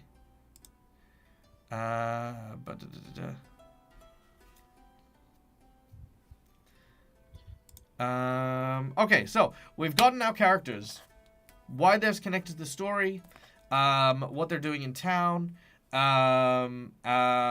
what connects them to like wanting to work with other people, and most importantly, why are they not an NPC? What is their own personal goal? Before we kick off further, well, that's okay. That's okay. If you guys do go to Gen Con at some point or another, I will definitely be there. You'll be at Gen Con, then you will see my face. You'll see it. I will be there. There's also tickets going off for our Careful Cantrip panels, so go check that out, as well as I will be doing a live play with Dingo Doodle's team as well. So Dingo Doodles and Careful Cantrip, they are who I'm doing stuff with and where I will be at Gen Con. There's also a Careful Cantrip Meet the Cast. I think it's like Careful Cantrip has a panel, so if you want to talk to me like directly and like have some one-on-one time, that'll be where to do it. Yay. I'm so excited. Okay. Going back to, we have our 3 things, which is amazing. Now, one thing I wanted to talk about in terms of, I was talking about it. It was, I want to. So you want to be a badass, right? So you want to be a badass. My God, this is one of the big topics I always have, because so many times do I get to a table where my players have written into their character how badass they are. Now, here's my ultimate tip for any TTRPG player, whether it's on stream or off stream, whatever. Always measure your expectations of how badass your character is. Your character is level whatever. Could be level 4. I mean, if they're level 20, great, fantastic. You can be as badass as you want because you are literally built that way. But at level 4 or anywhere lower than that, you guys are fledgling. You guys are, pretty much the more badass you are, the more that is just smoke and blowing hot air, right? And that's what you've got to measure. If you say, Peyton, it's like, no one messes around in my pub or I'm going to smack them upside the head. Great. Measured response. You have a limited range of how scary you are. It is in this very particular place with these particular patrons. You are not going up to, kings and slapping them in the face and going, don't mess with me, your highness. Otherwise, I'm going to take your princess. It's a measured response, right? If you write in your backstory how badass you are, like, yeah, I used to wrestle sharks and now no one looks me in the eye, you're now talking about a global reputation, a bigger reputation. What this means is that if you don't match that through your dice rolls or through your role play, it makes you look silly.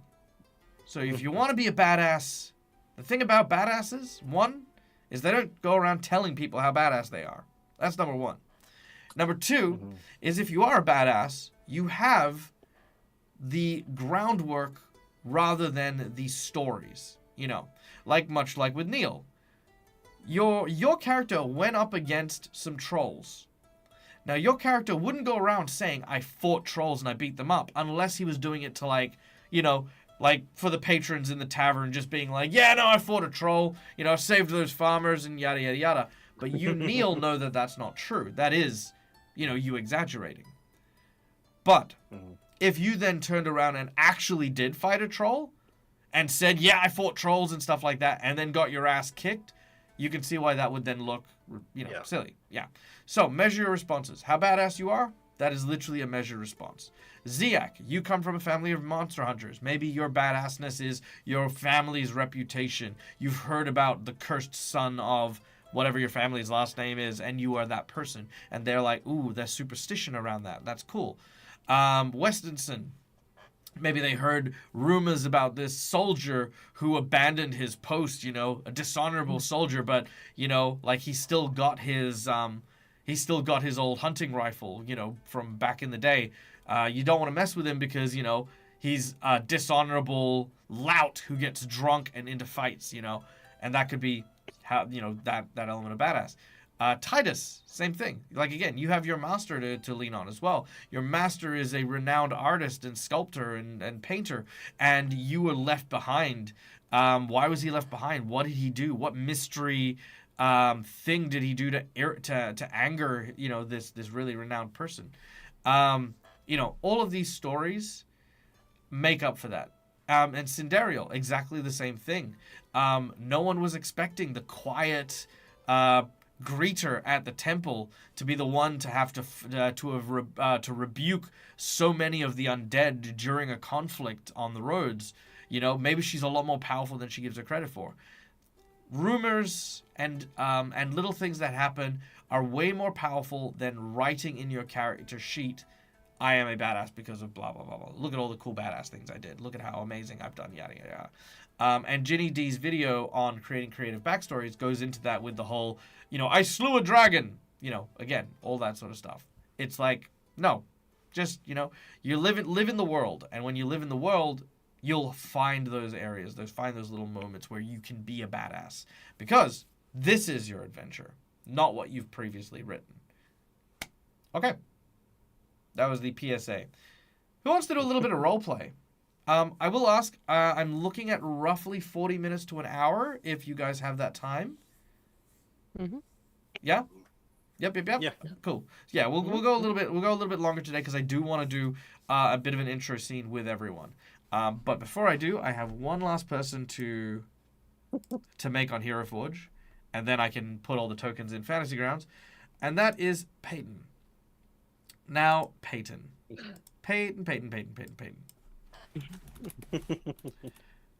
You do not look goofy. You look fucking goofy. You also have a pickaxe. Yes. Okay. Well, it's a pick, but yes, it's a pickaxe. What?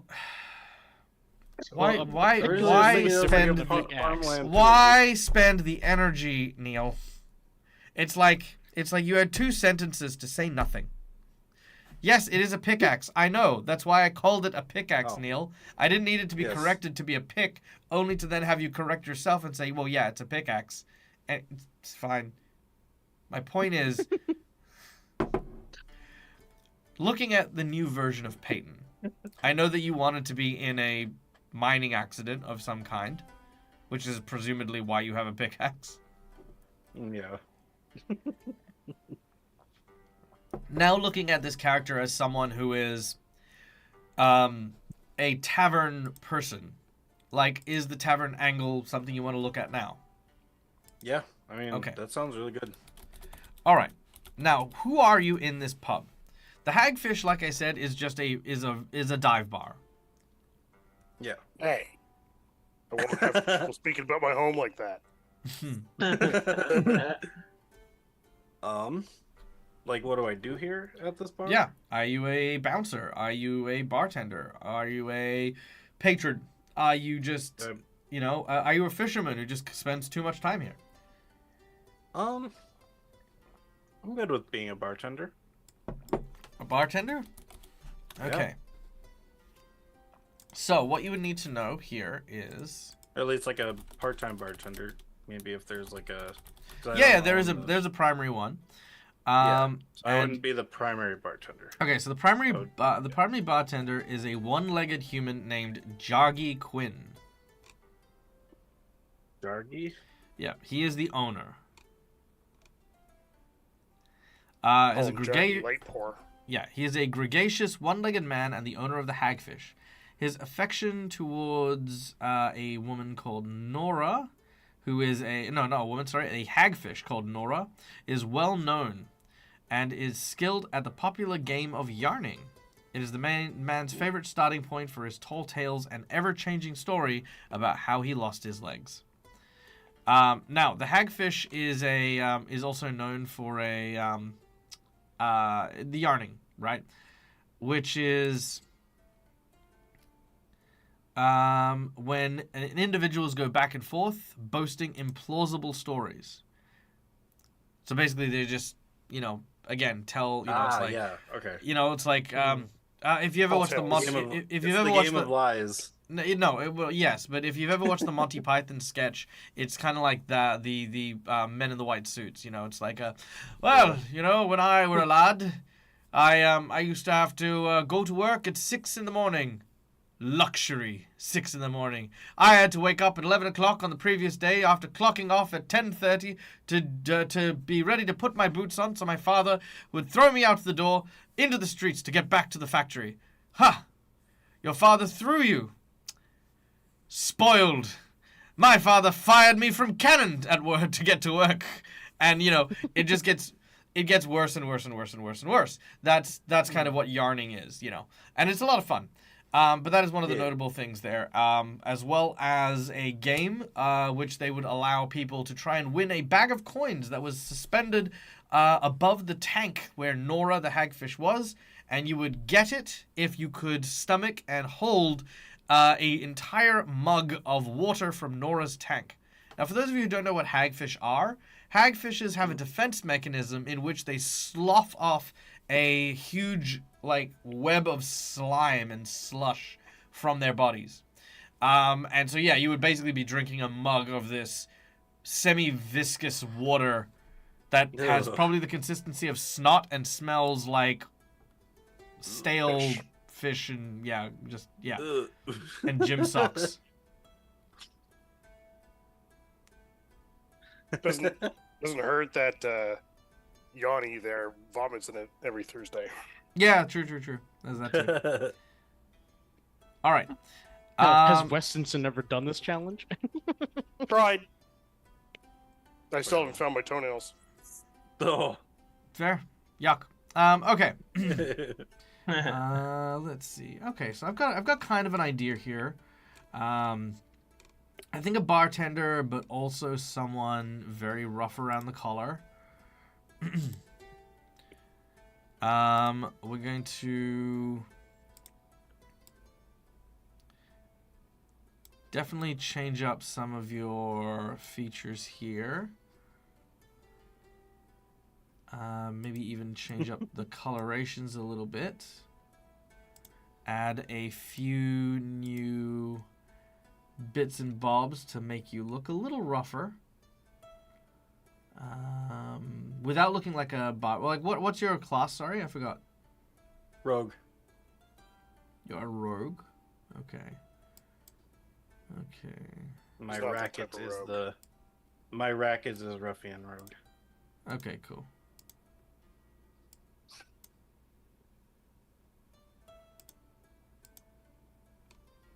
Alright, that works.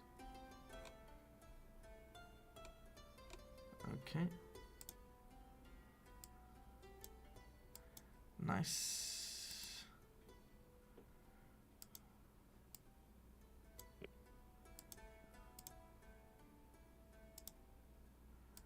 Alright, now as far as the bare-chested thing goes, is that something you're keen on?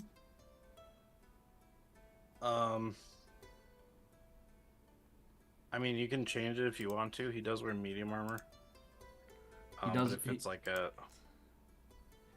if it's like a, shoulder kind of thing, yeah. I mean, Well, I mean, if you wear medium armor, you wear medium armor. I mean, yeah. But yeah, I guess I kind of like that look.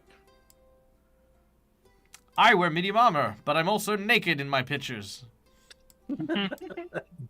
He's just I following don't know. the In my example of head, I female imagined armor. this place was actually kind of like a.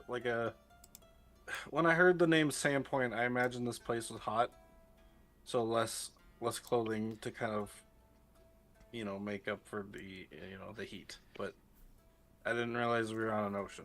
Yep. You know what really helps with that, Neil? Looking Google. it up. Yeah. That's what I did, and that's when I realized, oh shit. Oh wait. Oh shit. That's right. But I had already made the character. Ah, Like, well. Yeah. Okay. Do you have any weapons? I mean, the pick. You actually have? Are you? Yeah. You- Ruffian rogues can use any type of weapon as long as it matches the damage dice. For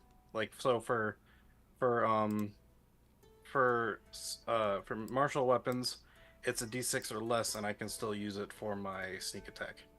Okay. As long as they're off guard. So reiterating the question. Wait, you can use. Don't they have to be I can finesse use- weapons? No, not with a ruffian rogue. So ruffian rogue doesn't need them to be light weapons. Right. Okay. Yep. Why a pick? Don't say I don't know. I'm joking. You can say I don't know. At the time, like I said, I just imagined him, help. Yeah. Okay, I'm not gonna lie. It was the effects and everything, and I've never used a pick for anything. Cool. So working at a bar, that's probably not necessarily a thing that you want to do. You do want something intimidating. So I mean, like an axe is always a good choice. I always love a good swinging axe. It's one of those things like you keep it above the bar, and if people get too rowdy, you pull out the axe. And maybe even I also picked a pick because I knew you hated great swords. Yeah, don't use. I mean, I don't. Again, if you were a rogue using a greatsword, that's fine. To reiterate, Yeah. it is when a It's barbarian. Let's pick the pick. I mean, yeah. I mean, look. Okay, hold on. So being unique to try and be unique is not unique. But yes, Question it's then. a whole thing. Yes. Farm weapons, or not farm weapons, farm tools. Could a pick be used as a farm tool? Break apart rocks that are in the fields. Are you working in the fields? No. Then But why? I don't know. Exactly. I could use any weapon. You don't have to use any weapons, Neil. Neil, character. I know. You are a thug in a bar. Yes. If you would like to use a unique weapon, you can. thug You in do a not bar. have to. I will point out that your weapon being a wet dish rag is not going to make your character more interesting. Okay, if you're saying like, does he have any weapons on him right now? How about a broom? You can sweep the floors, and then that's your main weapon. Yeah. Okay. That's a. Now thinking about it, that's what you. Oh, I see what you mean. A broom As in, pole. again, if you're just saying any old thing will do, right? All right. That's what I mean. What I'm saying is it makes more I guess I sense could for a use a person broom who. as a club. Yeah, it also means that your character doesn't know how to fight with weapons. Mm. You know what I mean? Like you'd have thugs that come in, and like yeah, they use swords, they use axes, they use knives, they use Anything, guns yeah. and stuff like Just that, anything on hand. and yeah, I guess technically, yeah. I mean, yeah. Is Pick again? up a chair and throw it at him. Or not a chair. So but, your primary weapon is a chair. No, I guess. You have a weapon, but then you improvise and use whatever you need to at any given time. That's also a perfectly viable thing. Yeah, absolutely. So what is your primary weapon? I don't know because I need to. What pick would you something like? that Would you like something intimidating? Would you like something graceful? Would you like something? Because here's the thing as well, and actually this goes into another thing as well. A lot of people don't consider their weapons and what it communicates when they do stuff. And I recently realized I was making this mistake on Careful Cantrip. I created a character whose mechanic it was to trip people up and then allow everyone to get advantage and beat them up. Mechanically, that sounds great. Until you realize the aesthetic of that is basically one big-ass guy is knocking you over while the rest of the team just starts kicking someone while they're on the ground. Right? And the aesthetic of that is like, that doesn't really feel very heroic. It feels like a bunch of bullies just beating someone up. And you're right, that is the aesthetic that comes across. So looking at your weapon and how you fight builds your aesthetic as well. Especially because you know me, and I'm a very cinematic GM when it comes to combat. If you use like a pickaxe and stuff like that, I mean, it's a pickaxe. It's not going to be the interesting part of it. What's going to be interesting is you having this element of your character being expressed and conveyed. Yeah. So are you... Could I have the pick or pickaxe as a primary, but most of the time using like... That's not how primary improvised works, Neil. weapons, kind of- It's literally the opposite of how a primary thing works. Can I have a primary weapon that I never use? No. It's not a primary weapon anymore. You can have a pick. Well, Look, again, I have no problem with you having a pick. I don't at all. If you want to use a pick, use a pick. I'm just going to be pointing out that you are a bar guy who has not been in a mine, who doesn't do farm work, who is walking around with a pick for some reason. Does that make sense? True. Yeah. Yeah. And what are you doing it for? Mechanical benefits, which I See, guess, but I'm Thing not is, though, I gonna. do have to think about what kind of. Otherwise, my sneak attack will be useless if I decide to pick a weapon that. Why? What is I your would sneak like to attack? use. Well, read out the effect of your sneak attack. So, do you want me to read sneak attack or the ruffian The rogue ruffian sneak thing, attack? the ruffian bit. Okay, so under Double-ended brackets, if I pickaxe. go to ruffian, it says use whatever tools you have at hand to get the job done. You deal sneak attack damage with any weapon, not just the weapons listed in the sneak attack class feature. This benefit doesn't apply to a simple weapon with a damage die greater than D8 or a martial or advanced weapon with a damage die greater than D6. Okay. Apply any abilities that alter the damage dice first. Okay. Critical So hits so you what make you with need these is weapons gain this critical specialization benefit. all right. So what you if need they're is a upright. weapon that does less than a D6 damage. Or less than a D8 if it's a simple. Yeah. Okay. So what about knuckle dusters? That could work. Yeah. Literally kinda cool, brass actually. knuckles. You put on your brass knuckles, you beat the snot out of people. In a shady bar, that really makes sense. Hang on, let me look. I guess duster. It's funny because Neil mentioned using a wet towel, or maybe it was Dag mentioned using a wet towel wouldn't be exactly intimidating. But does Pathfinder have flexible weapon rules? Because then you could literally use a Yeah, wet they towel do. as a flexible weapon. They do. But you know, I'd say that it'd come down to the creativity of that more than that. But yeah, You know what? Sure. I'll do knuckle duster. yeah, knuckle dusters, cool. All right, knuckle Yeah. dusters. I can make knuckle dusters work. Okay, because you're a strength one as well. Because you're a strength fighter, it also works really good. Because you don't need that dice number to be high because your static bonuses will be high, and then you'll have your sneak attack as well. Mm-hmm. Also, free hands. Yeah, also free hands. No, true. All right. Let me get rid Beards of are I can see intimidating. lots and lots You- of kidney you don't- shots. Yeah, beards are intimidating. You Mhm. don't need them, but if you want them, you can have them. What are? Beards or even Beards. stubble. Because right now you've got baby face. I guess stubble's fine. Yeah.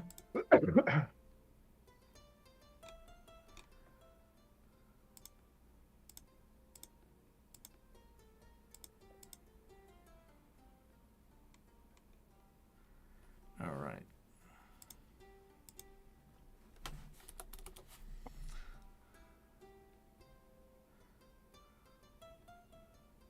Bear with me for 2 seconds.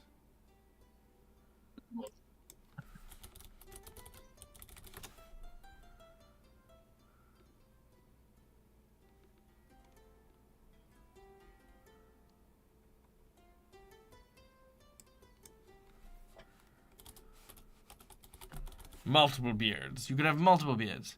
If you have knuckle busters, can you wield a weapon? Yeah, I'd say so. If you have knuckle dusters, you can wield a weapon. It also depends on what weapon. I'd probably say you wouldn't be able to wield a bow and arrow, for example. Right. But yeah, I mean, like if you wanted to hit with a club or something, yeah, sure. I have no problem with that. Okay. Any weapon you don't have to spread your fingers. Yeah, basically.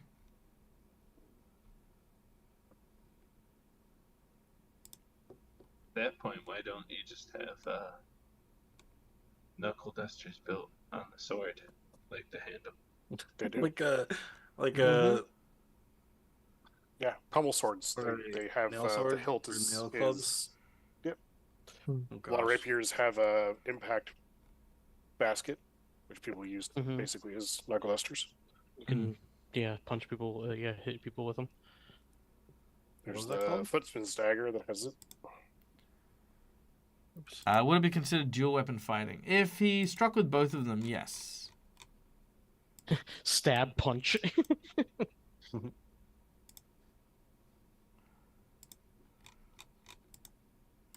Okay. I wish there was a broken nose option in Hero Forge.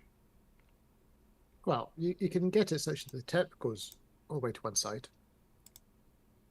Oh yeah, no, I mean yeah. Oh, actually, you know what? If oh Yeah. okay. And you can also like do somewhere where you can like a bruise on the bridge of their nose. Yeah. To make it look Ooh. busted. All right, hold on. Let me see if I can do this real quick.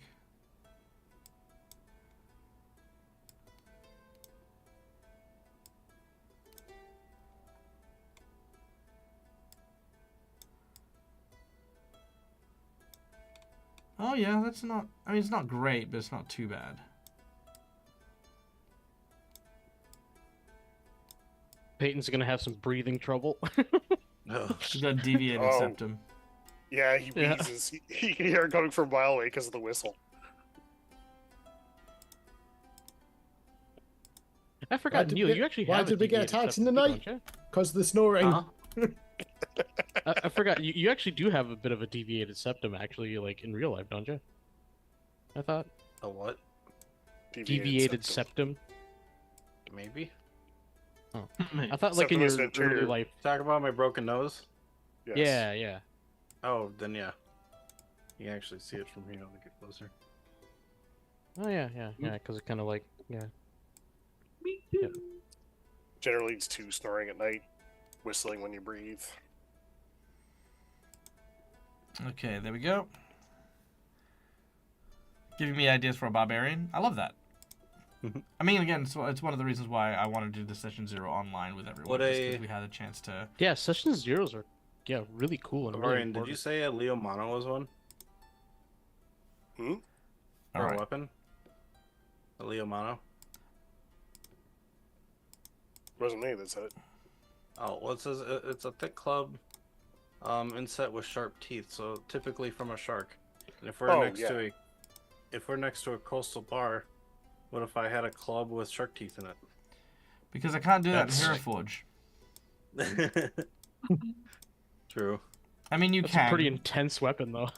Yeah, I mean, Yeah. again, you can. I have no problem with that.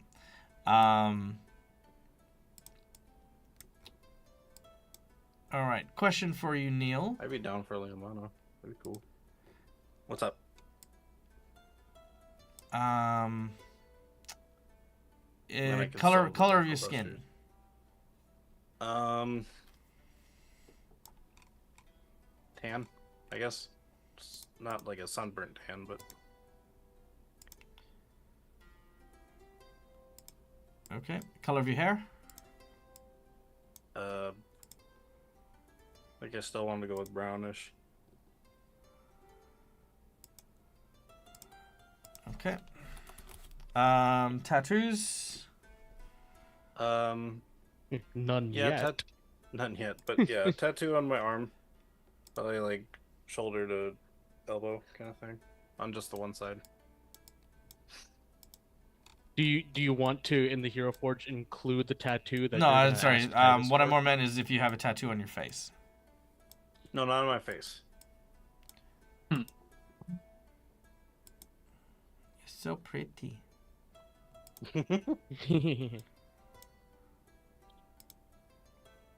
If you're good with me swinging around a Leo Mono club, I'm going to tell you the Obviously, same yeah, you thing said we I can't tell. have the same thing I'm in going to tell you the Hero same Forge, thing I tell everyone. Your weapon will not make you more interesting. right? You can have whatever weapon you want, Yeah, but frying your pan. weapon Oh, wait. is going to communicate who you are, what Wait, type that of may character be you are. Yeah. That's probably a bad example. I think the frying pan may be very interesting.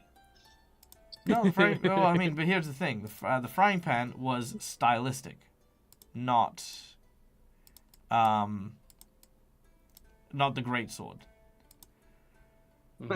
which is what you originally went with. Does that make sense? Yeah. Yeah.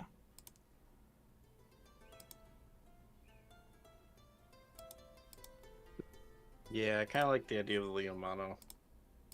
Just because I can imagine, like, maybe, like, the bartender has, like, a baseball bat behind the, Yeah. behind the counter. Mhm. If anything that he can't handle with his fists comes along, he can grab his club. Yeah, I like that. Okay, cool. Also, this is a question because I forgot where it even is. Oh, here it is. Done. I'm glad I could help. Well, I still have to ask this though because I still don't know if this is how this works or if I should edit it this way. Since my glaive is like Mhm. the weapon chosen by the deity, do I increase the damage die by 1 step? That's how that works? I don't actually... I don't know if that as a power or ability. Because I'm looking at deific weapon. If it's uncommon, you gain access to it. If it's an unarmed attack...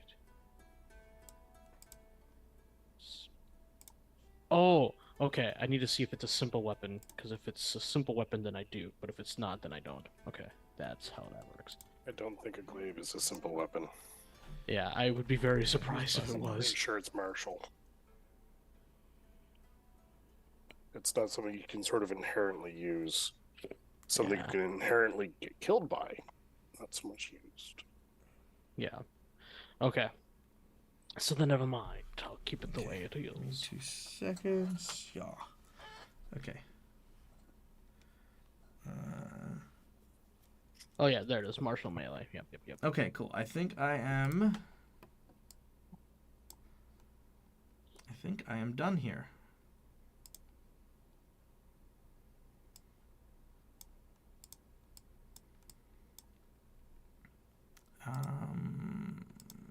As far as your club goes, you're getting what I give you, No, that's fine. and that is all. Yep. No problem. Okay, and it definitely gives a it definitely gives off the right kind of vibe for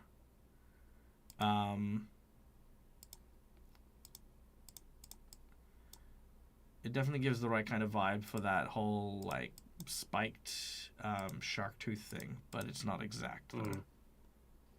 Okay. Okay, there we go. There we go.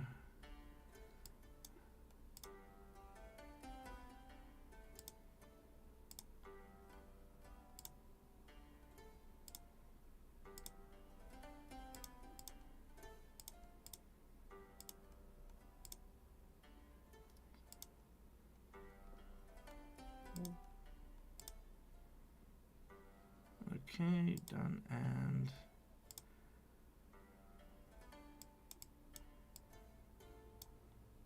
done.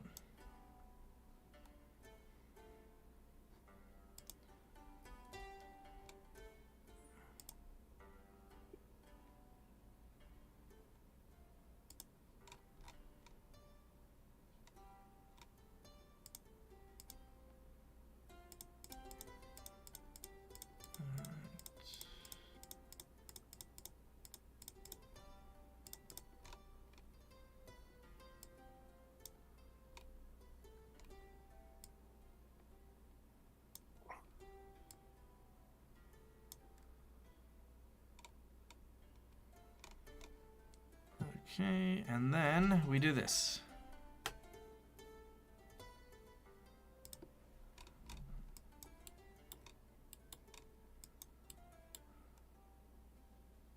Also, I'm scarring up your face. I don't care. No. All right, fine. You cannot be survived. an incredible look. Unless you want I'm kidding, I'm unless you kidding. want the sailors to like be all like, hey there, handsome. What are you I'm doing kidding. Friday night? Yeah, I mean, why not? I'm running the bar Friday night. What about it? He pretties himself up for tips. Oh yeah, that makes sense. That checks out. Okay. Yay! So it sounds like Matt's coming back next week. Hey, that's what we want to hear. All right, brilliant. Yay. Oh wait. I got a spot just for you.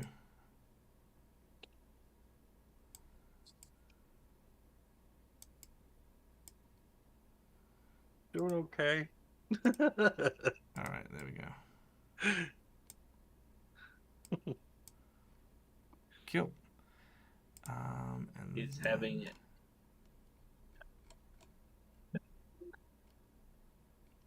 Okay.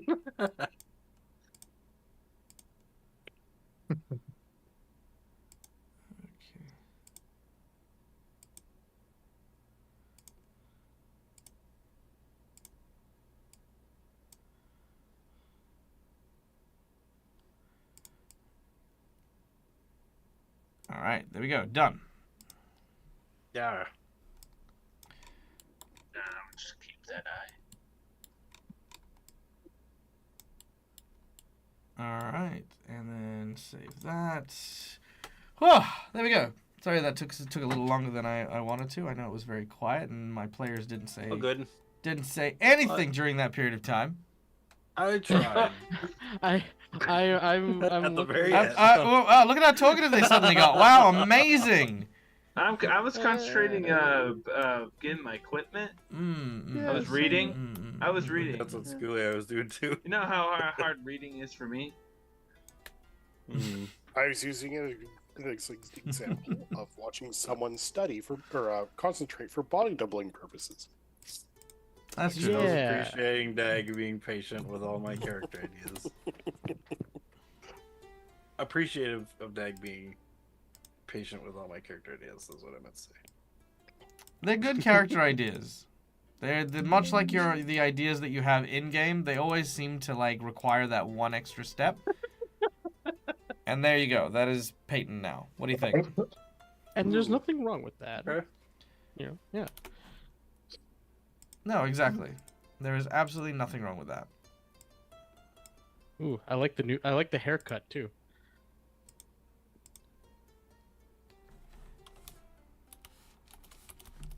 He looks like a vulture. A what? Sorry? A vulture. A vulture. I Well, don't that's know why- he's got a very pointed face. Well, that's why I do like it. that's why I broke his nose. Because again, vultures are intimidating. He is intimidating. His fist is covered in blood. He has scars on his face. This is an You made him look imposing. like me. This is an imposing character. This is a scary character. So there we go. So now we have our scary character. Okay. Cool. Thank you again Yeah. for your patience. Let's Yeah. let's do some role play, shall we? Yeah. Let's Let's do it. All right. So.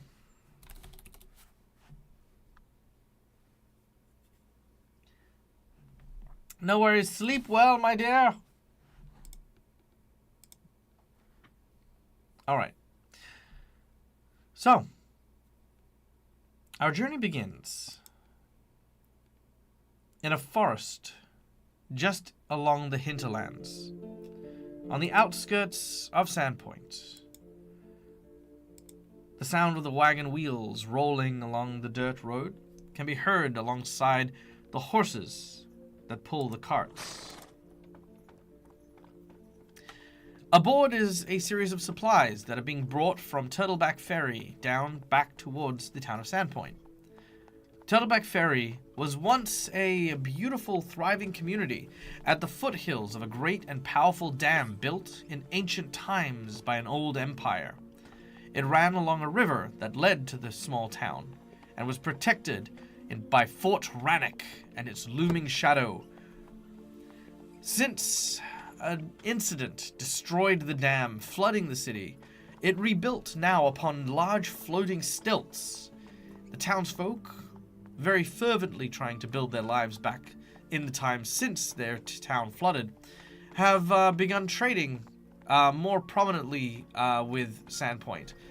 They're using a lot of the stuff from the rundown of the river, even some ores and resources that are harvested from there within. Now, Cinderiel. I'm gonna call you Yes. Sin.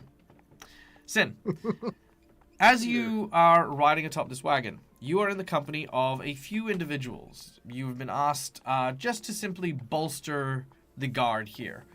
They are a number of different soldiers from the barracks, and of course the merchant.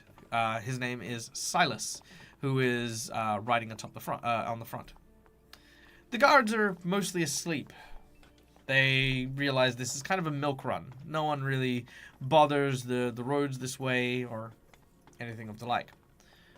As you pass the time, what is Sin doing as she is sitting in the wagon? Well, as you know, she's more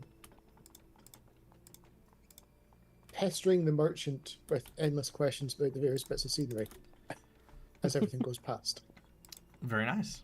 Well, thankfully the merchant is in good spirit as he says, "Oh yeah, no, this whole area used to be quite the dangerous voyage. There used to be a group of ogres that used to live in these woods. Fierce and nasty creatures. I heard that they turned people into furniture and all sorts of bauble knickknacks and whatnot. But you have nothing to worry here. Been quite some time since anyone's seen an ogre in these parts." As soon as she says that, she's probably scanning, just in case. Make a perception check. Naive.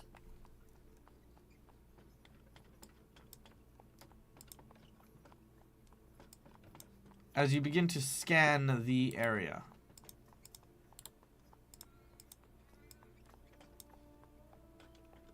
26. 26. Very nice. With a 26, you see what you think is maybe a dog or a wolf or something running on all fours next to the wagon.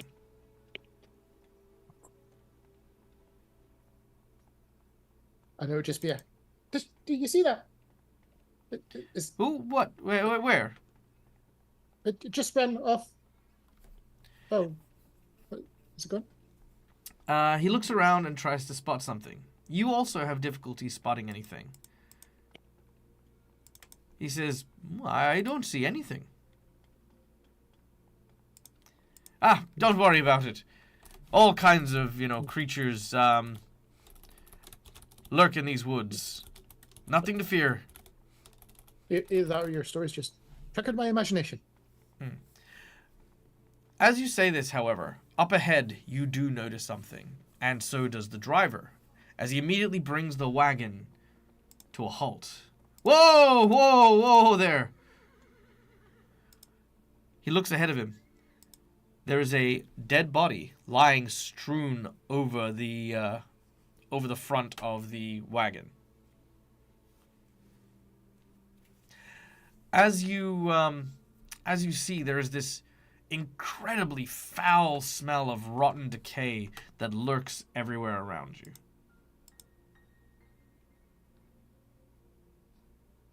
At which point, she would probably help rouse the sleeping guards that are in the wagon bed. What? You don't smell? You don't smell that from up the road? You watch as one of the guards, a man by the name of Ben, sort of, "Oh my God, what the hell is that?"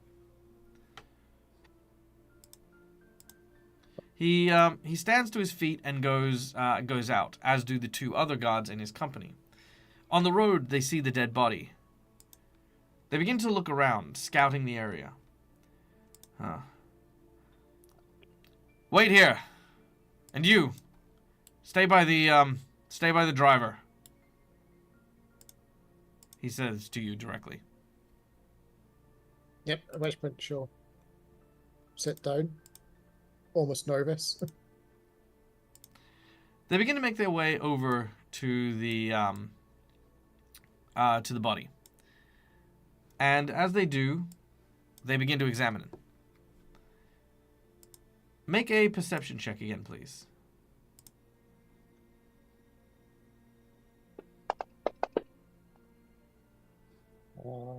20.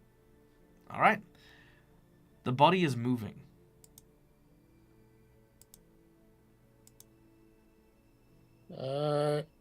Guys?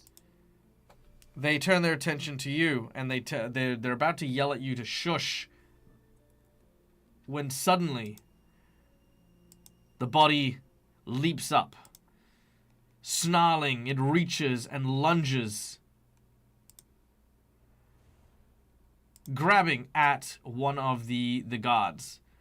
The guard yells in surprise and alarm as he is dragged to the ground by a snarling, vicious creature. What do you do? She looks. I'm assuming everyone else is scattered out, and it's just the two there. No, this is just a moment of surprise right now. Well, not expecting it, because obviously not expecting. You almost see her sort of self-panic as she looks around expecting other people to react first, because they're being the main job. Because she wasn't expecting all of this. Fair. The closest she'd probably do is at least jump down off the wagon so she's no longer sitting. Okay. As and then what? cautiously makes her way forward. Cautiously? Very, very cautiously, because she's not quite sure yet what she's dealing with. All right. As this happens, the creature in front of you separates its jaw outwards as it opens its mouth, almost like a pair of spider-like fangs from its lower jaw, and it bites into the neck of the guard in front of you. And then you just hear the, oh no, oh no, oh no, oh no. He cries out in pain. The guards quickly draw their weapons and go to attack. As they do, the creature backs away slightly from the chomped on guard. Yeah. It hisses and snarls, its jaw opened, its tongue hanging out.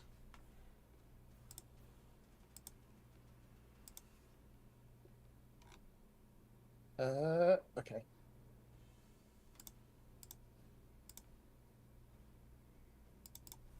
But the guard that was bitten is still alive?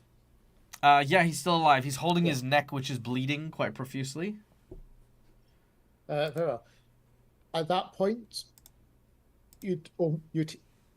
everyone else would hear like the whispered prayer. She starts to pray, calling down whatever protection that she can offer, as she would do effectively a level 2 heal on him to try and Alright. staunch the blood. All right. As you fire out this, what does your magic look like? Well, she's very even though she was burned in the fire, worshipping the sun, everything's got a slightly fire's edge to it. Mm-hmm. So it's not so much a nice divine healing light, it's almost a burning red, almost flickering around them. All right. Very nice.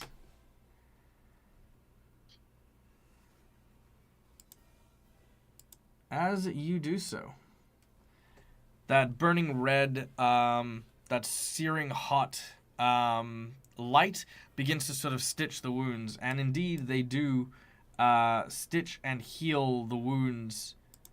However, something still seems off. You watch as the guard then lets loose this terrifying roar. Blood pours from his eyes as he pulls out his sword and swings at one of the other guards.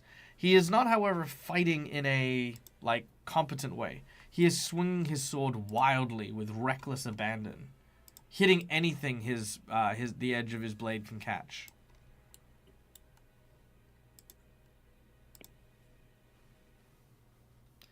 The other guards are trying their best to both fend off the creature and keep distance. The wagon owner is doing his best to kind of keep the horse from bolting.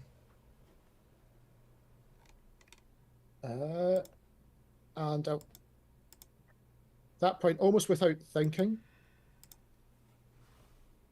trying to read how this is supposed to look. Yeah, okay, fair enough. Oh, so I can't get the pictures. I do. Yeah. It's almost without thinking, as she's still praying, getting that fire on one person, she sees this creature still yapping and snarling in front of him, and her ire almost focuses on this thing that has hurt her traveling companion, as a fire ray streaks out around them to hit it. Nice. All right. As it does so, it strikes the creature, who falls back, hissing and snarling from the burn wound. As this happens, one of the guards seizes the opportunity, quickly rushing over with blade in hand, basically stabbing at this creature. It begins to loose like this bright red blood. It pours out, much like you would expect it for any other creature. As the creature is trying to get back on its feet, it scrambles up, slashing, swiping, snarling at the guard. The guard, who's been crazed, is grabbed by the second, who grabs him behind, disarms him, and tries to wrestle him to the ground. Eventually, the creature stands, making a few quick swipes before then running back into the woods. One of the guards makes chase, while the other tries to hold the raging, angry, violent guard at bay. After about a few minutes, eventually, he gets it into a sleeper hold and puts that guard to sleep. The other guard returns with no sign of the creature. The merchant thanks you. Had it not been for your quick action, firing out your ray and your warning, who knows what would have happened. He tells you that ghouls are very rampant in this area and are well known, and we should get the guard back to town as quickly as possible.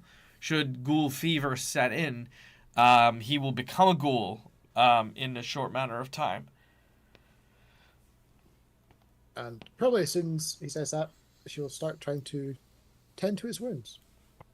The wounds are vicious and nasty, but here's the crazy thing. They do not look like ghoul wounds. They don't look like bite marks in that traditional sense. And as he said, a ghoul's fever is offset when that creature dies, or when a period of time passes and the fever basically rots and kills them. But he almost instantaneously went feral. Something is definitely amiss. Something is unusual here. But by the time you return, it is all kind of behind you. And you have been commended by the church and your peers for your act of bravery. Many of the cloistered clerics, especially, are quite jealous of the fact that you had got to see some action instead of having to, sit and endure Father Xanthus's prayer readings for another afternoon. Yep, and everyone that looks at her almost sees her still shaking herself, because she's unused to being this much of a focus of attention. Meanwhile, returning back to a rather interesting scene on an old and uneasy road. Westonson, clean-shaven, pressed suit, traveling with several soldiers, including your commanding officer, a man by the name of Price. All right, listen up. The woods here are choking, and the witch's magics are thick in the air. The orders are to get her out of the region, to ensure the safety of our great kingdom. But we all know that we may and will not suffer any witch. Ready yourself. When we see her, we end her. He begins to move forward. Yep, go on. I say I pull out my clan pistol, I guess, at this point, and check it over. All right. The captain moves, and eventually you come to what looks to be an old, withered, dottery-looking house covered in vines and reeds. The smell of like kind of the herbs and spices that are growing all throughout the various gardens surrounding this building permeate the air here. Even if they did have like a guard dog, there'd be no way for you guys to be smelled coming in. Eventually, the door opens, and your fellow soldiers duck to cover. An elderly woman emerges. She begins to hang up her clothing. I will drop down and kind of survey the opening in front of the house and the cover that it provides. You watch as your commanding officer gestures for you to approach. You're the one to take the shot. I'll stay low to the cover of whatever cover the ground and the garden provide. Seeing it's only a flintlock pistol, I'll try to get within, clean shot range, which is not very distant. It does not take you much, and the old woman seems to have not noticed you. I look around the area. I pay close attention to her appearance and the appearance that came in the reports. And I look around for other trappings, wards or glyphs or something that a witch might have up. Most of this being based on superstition. Make an occult check. Oh, this is gonna go smashingly well. 19. All right. With a 19, you see no wards of any kind.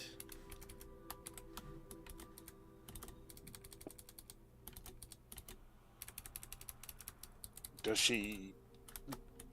this woman's description match the description on the reports? Absolutely does.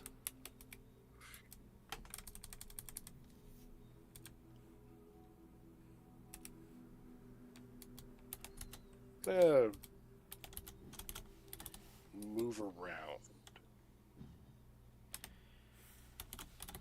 It seems like this is too easy, so I'm going to start to shift over through the garden to get a different angle, maybe see into the house. It seems too, simple. All right. Looking into the house, you can see through a window there is a pair of children who seem to be sitting and eating food by a table.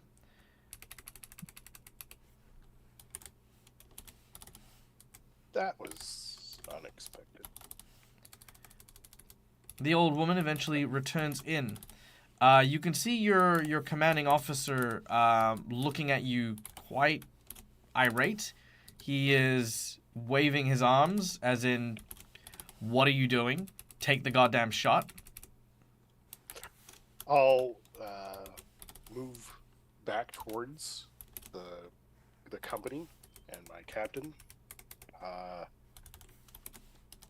There's children present. There's no wards, glyphs, or sigils. There's nothing. I don't know if this person's a witch.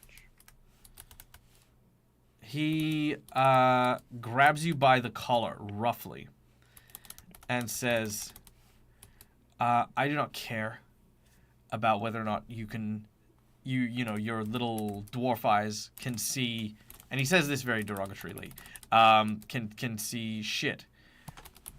We have a job to do, and we're going to do it. And he pushes you hard, enough to, I mean, I say this knowing that dwarves are actually quite resistant to being knocked over, but he pushes you back with intent to kind of bowl you over kind of thing. I stumble Yeah. backwards into the garden, brush off my jacket. Yeah. He then tells you to sack up.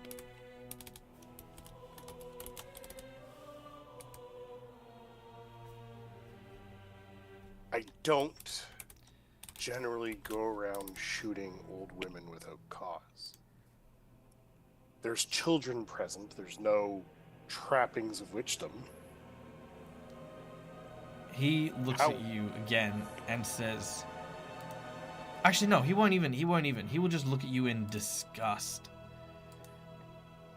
And then will grab hold of your shirt and rip your soldier's badge clean off your jacket.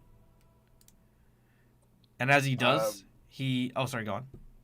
I was going to say, as he does that, I bring up my arm, probably the one with my clan pistol, which would be loaded and cocked at this point. Going to knock it away, knock his arm off, like get out of the hold, and probably squeeze off a round from the pistol while doing it, sort of up into the air, not at him, but in the moment of surprise, the weapon would go off.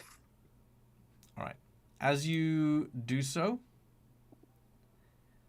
as you hear that gunshot go off, the children and the old woman hear.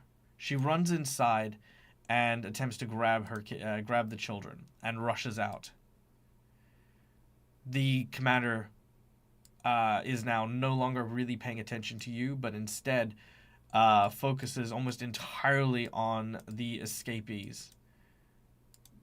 I'm going to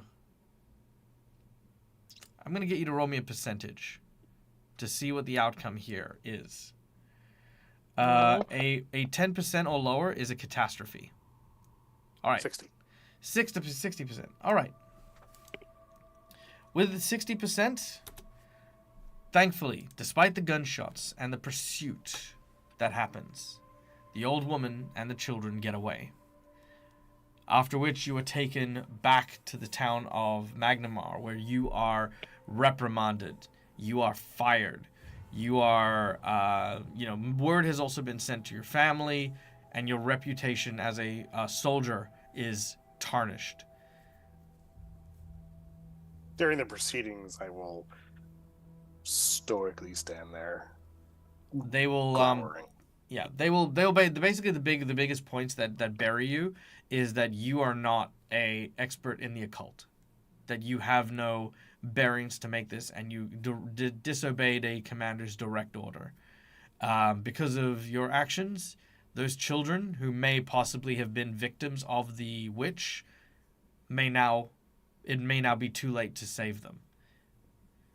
And they basically just, without knowing, there's like so much unknown, but what they do know is what your actions were.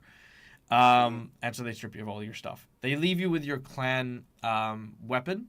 However, I will say that once upon a time, your clan weapon had a lot of very honorable runes attached to it, which now it has been stripped back and your runes have been removed from your gun. Okay. All right.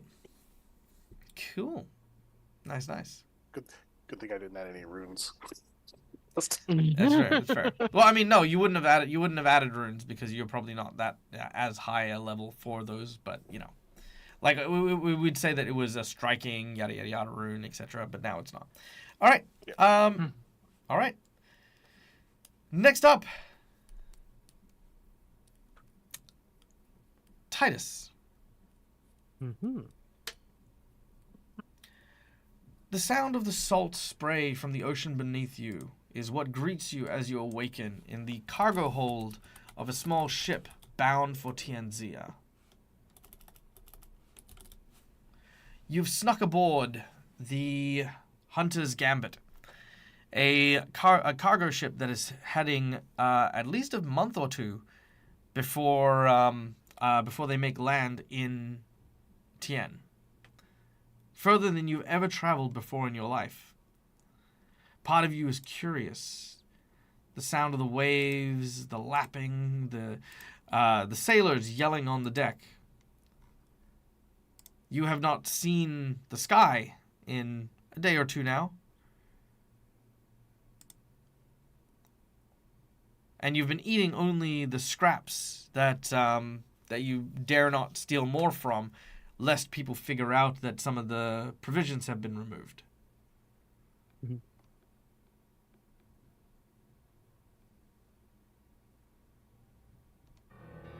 Oh, well. Oh, ignore that. Sorry. I was like, wow, there's just some intense stuff going on.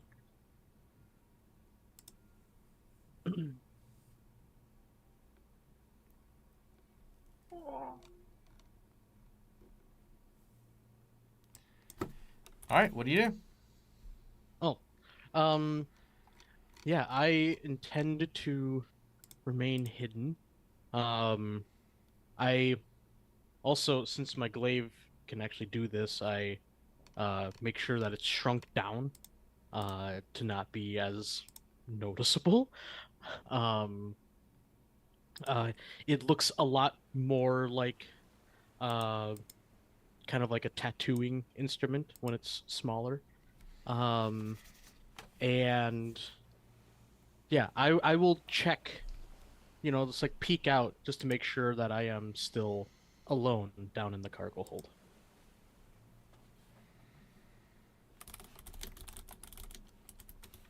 Okay. Make a perception check.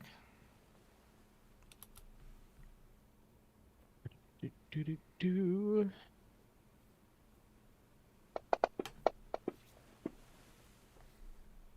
A 15. All right. As you look around, you find very little, but you do notice your master's supplies. It's a very unique-looking red chest that sits upright that folds outwards and unveils what is effectively a painting studio in a chest.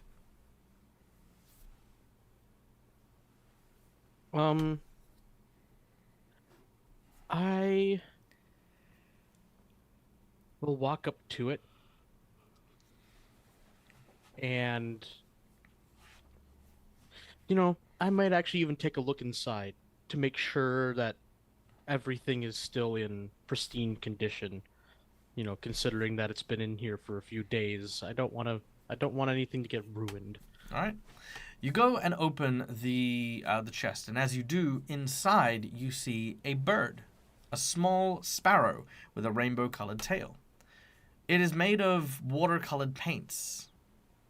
You recognize it and immediately panic. This creature is an alarm spell, and it immediately flies out of the case and begins to try and make its way out of the bilge and onto deck. I won't try to chase it because I know that it's not gonna go well if I do. I tried to apologize to the bird even though it's not sentient. But yeah, and realizing my mistake, I'll close the chest and then I'll just sit down on top of it. No, it's flown waiting out. For... Oh, No, you're no, gonna. I'll You're sit just gonna down wait. on top Oh, of the okay, yeah. chest. Okay. Yeah, because I already know that, well, I'm screwed. So I'm just going to wait for the reprimand. All right. It's inevitably coming. Okay. Well, sure enough, the bird flies out and lands on one of the surfaces of the room that your master is in, and you hear footsteps suddenly, beginning to make their way down. As they do so, you see a very tall individual, very lean, looking human man who sees you on his chest. He frowns as he strides over to you and immediately grabs you by the ear and pulls you and your buttocks off of his painting supplies. Now, I'm sorry, sir. I'm going to pretend like I didn't see you just sitting on my most precious of gear. But you will explain yourself. Why have you come here, Titus? I overheard why you were leaving, and I truthfully, sir, I wasn't sure if you would be able to handle it by yourself, and I wanted to assist you. You I'm believe me sorry to be for the deception. You believe me to be some frail thing that requires a whelp like you to look after me? Do you know who I am? Do you know my reputation? I know your reputation, sir, as an As you artist and should. as a As my apprentice, you should healer. know better than most. And yet you come here to disrespect me? No, it was entirely to assist you, sir. At this point, you hear a voice coming from above. Oi there! Is everything alright? Yes, Captain. It just appears that we have a stowaway aboard. Ah, stowaway! Alright, we'll toss him overboard. No, that punishment would be too convenient for this one. He, says, pull into the nearest port. He'll get off there. Nearest port's, Sandpoint, sir. Perfect. Titus, you will disembark this vessel. And when I return, rest assured there will be consequences for your behavior. And by Shaylin's grace will she give me the creativity to find a means to properly discipline you for this. I may be older, but there are things in this world, young Titus, that you will never understand until you step outside of your studio and see what the world and its beauty has to hold. Sometimes it isn't the new and exciting thing, but the wisdom of tradition and age that truly are what needed. Wait for me in Sandpoint, and I swear, Titus, if I get there and you are not present, you can consider your apprenticeship with me over. Here. He asks you to present your hand. I do. He hands you a handwrit to go and speak with a man who runs the theater of Sandpoint. A person who has basically put him up more than a few times. His name is... There we go. His name is Sidak Drokus. Sidak Drokus. Yeah, that is his name. All right. Yep. He is the financier of the Sandpoint Theater, and he will put you up. Okay. And you are to make yourself useful in the theater until I return. Okay. I'm so sorry. I did not mean it as an insult, but I understand. Though he was angry, you see his expression soften. You don't understand this, and I think it's a while before you truly understand that expression on your master's face. He was never angry that you came. He was disappointed you doubted him. All right. Ziak.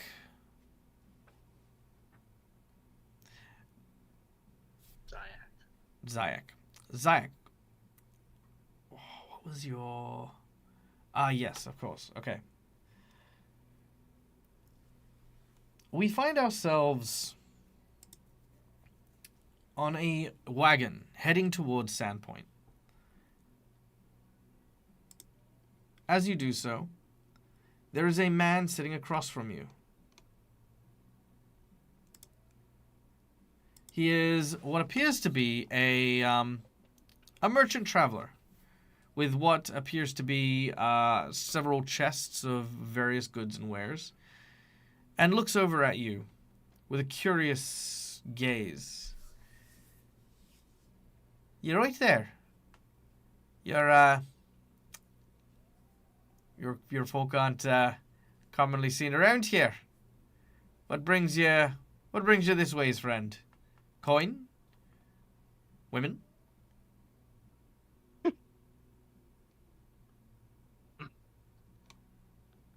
Visiting an old friend. An old friend? Ah, well, old friends are hard to come by these days. Well, I must say, it's still just striking me so fiercely, you wouldn't happen to be from Magnamar by any chance, would you? Or Kavoza, perhaps? Yes. With gear like that, I'd say that, I've got a bit of a nose for this sort of thing, but you wouldn't happen to be in the business of, trapping, hunting, particular types of game, wink, wink. He kind of looks around, and you can see him kind of like being very surreptitious about it all. I might. What? I knew it. What's your family's last name? I actually haven't thought of that yet. That's okay. Let me just check here. Let's give you the last name.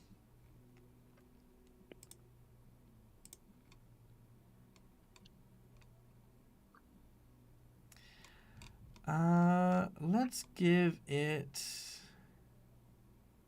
Aegon. Eigon. Aegon. Ziak Aegon. So he says, "You're the black beast of Aegon, aren't you?" Well, not really the black beast, but the beast of Aegon.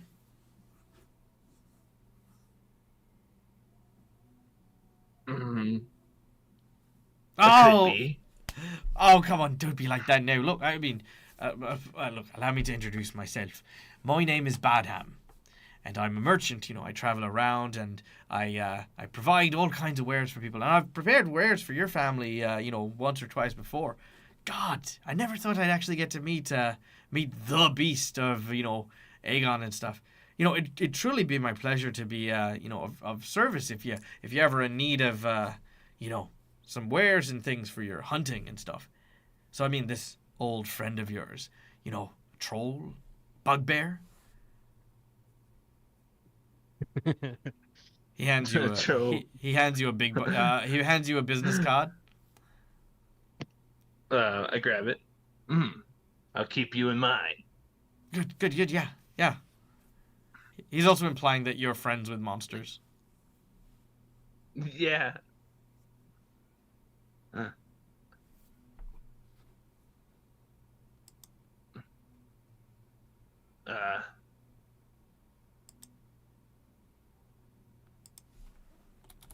Am I supposed to say something else? Mm-hmm. Take your time. So wait, okay. He was implying that my friends are monsters. Okay. Yep. He's implying that you're a monster, your friends are monsters, you are, monstrous in nature. Oh, okay. I am no friends to monsters. Ooh. Monsters will taste my steel before they become my friends. Oh, that's really freaking scary. That is very intimidating. I love it. I love it. That's so freaking cool. All right. Well, whatever business you have, I wish you all the best in it. Here's Here's a little something for me, something just in case you need it. Don't ever pay. Think of it like a bit of a service, if you would. He takes out a handkerchief and sort of unfolds it in front of you, and as he does, he sort of blows on it and pulls out what looks to be a hat and hands you the hat.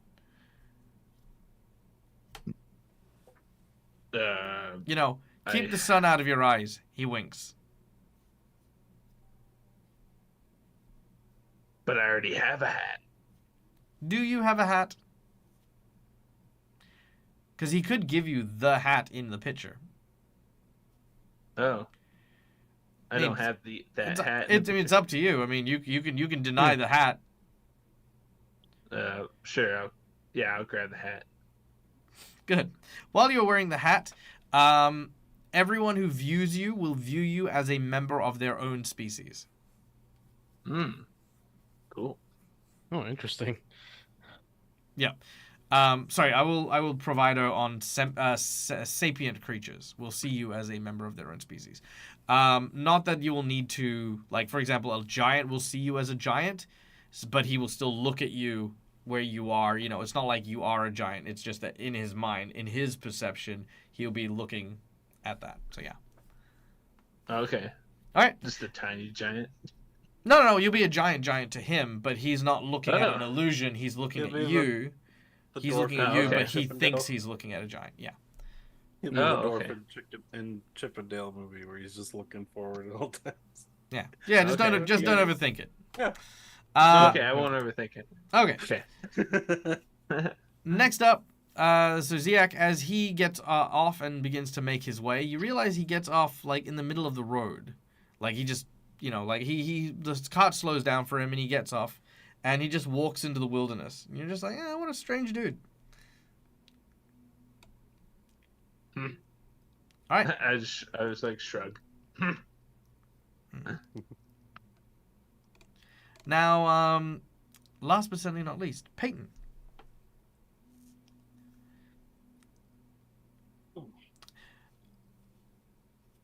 You are making your way to the farmlands. The delivery of ale to the hagfish has come late, and the farmlands are supposed to be providing a shipment of barley that haven't arrived. You're going to go there and make sure they understand what happens to people who take our money and welch on our deals. You remember the stern words of your boss, whose name is Jasper. Jasper, yes. Yeah. You remember his words, him going... No, Jargy. What? It was Jargy, the bartender owner, right? Jargy, yeah. Well, yeah. Yeah. Yes. So he turns to you, and he says, "Now listen here, my boy. You listen close, Peyton. One thing we don't get is screwed by our supplier. Someone tries to take us for a ride. We make sure they understand so they don't do it a second time. You go to that farm, you get what's owed us. You make sure they realize what happens when they mess with the hagfish." Oh, yeah, I gotcha. Good lad. It won't take me long. Yeah. He grizzles at you, and then he goes back to reading his Pathfinder Chronicle. Now, as you make your way towards the farm's a couple of hours out of town. I say a couple of hours. It's like more like it's a day trip, right? Like it's 4 or 5 hours out, and then 4 or 5 hours back in. So that'll take up your whole day to go and come back. But as you make your way there, you notice that there's a certain quiet that hits over the farmlands. Normally there are farmers who work the fields here, but it's empty. Just a few scarecrows that listlessly blow in the winds here. Eventually you see the farmhouse up ahead, but again, there's no sign of anyone. Until suddenly, the ground shudders. That wasn't me this time. Nope. Take a look around. You do not need to look around far, as stomping through some of the gardens around one of the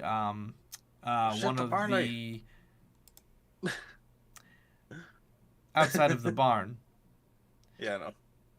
is what looks to be a massive troll. Ooh. The troll has a cow in one arm and has its teeth sunk into its side. It rips a chunk out as it continues to chew on its makeshift hamburger.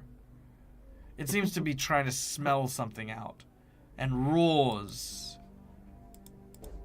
I slowly back up towards the barn, but like kind of keep an eye on it just so it doesn't like get me by surprise. All right, you back up slowly. As you do, make a perception check.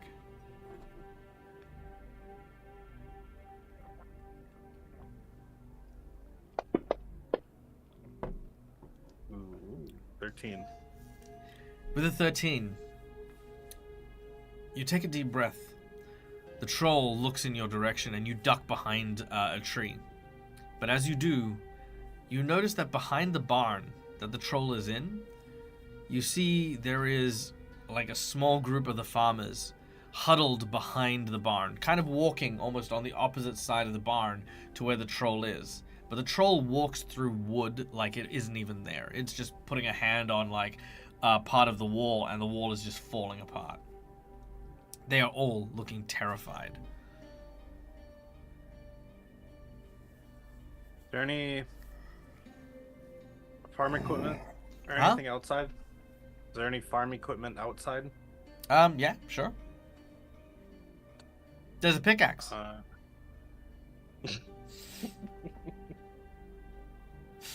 I love Schoolyard's face. Like, just that moment of Mike. It's like, oh, Michael is such a little shit. And I'm like, yeah, I know.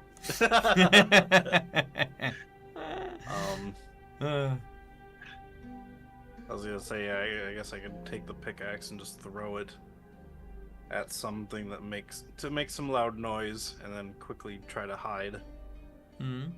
All right, make a deception check as you attempt to distract the creature. 22. Nice. With a 22, there's a clattering sound of some of the supplies. The troll hears it and immediately, almost like a gorilla, hand over hand, starts to run towards it. It even drops the mostly chewed up cow on the ground as it heads in that direction. What do you do as it's charging? I try to get in its blind spot and make my way to the barn. Stealth check.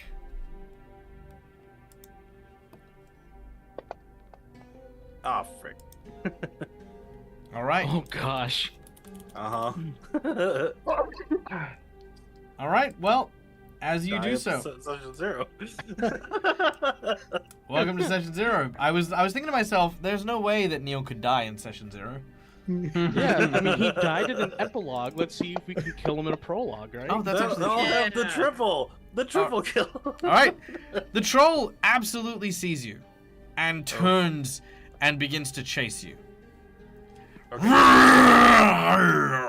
Instead of the barn, then, I'm going to run away from the barn, hopefully giving them an opportunity to get out. All right. Rather than a bunch of people, one person is better than a bunch of people dying. Okay.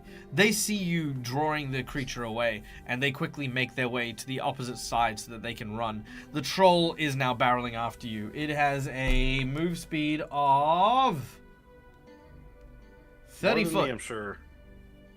Oh, okay. So my... Assuming I don't have the, like, items and stuff I have right now, I actually also have a 30-foot. All right. The both of you begin to run. Now, as you're running, you hit the underbrush of the... Oh, sorry. Actually, are you running in the field in the open, or are you running through trees? I think I would be trying to run through obstacles and kind of like nimbly kind of get behind things to try and get away from his sight. All right. You begin to run nimbly, moving left and right. The troll tries to knock over some trees. Because the trees are hindering it, it is slightly slower than you are in the underbrush as you continue to make your way forward. The troll takes hold of like a rock and tries to throw it in your direction. As it does so, I need a reflex save from you. Okay. 24. With a 24, you roll out of the way as this boulder smashes into the ground and basically digs like this pit next to where you are. As you pick yourself up and keep running, eventually the sound of the troll starts to become more and more distant. You catch your breath. The troll seems to have gone, having lost interest in chasing you through the trees. You feel your heart pounding in your chest.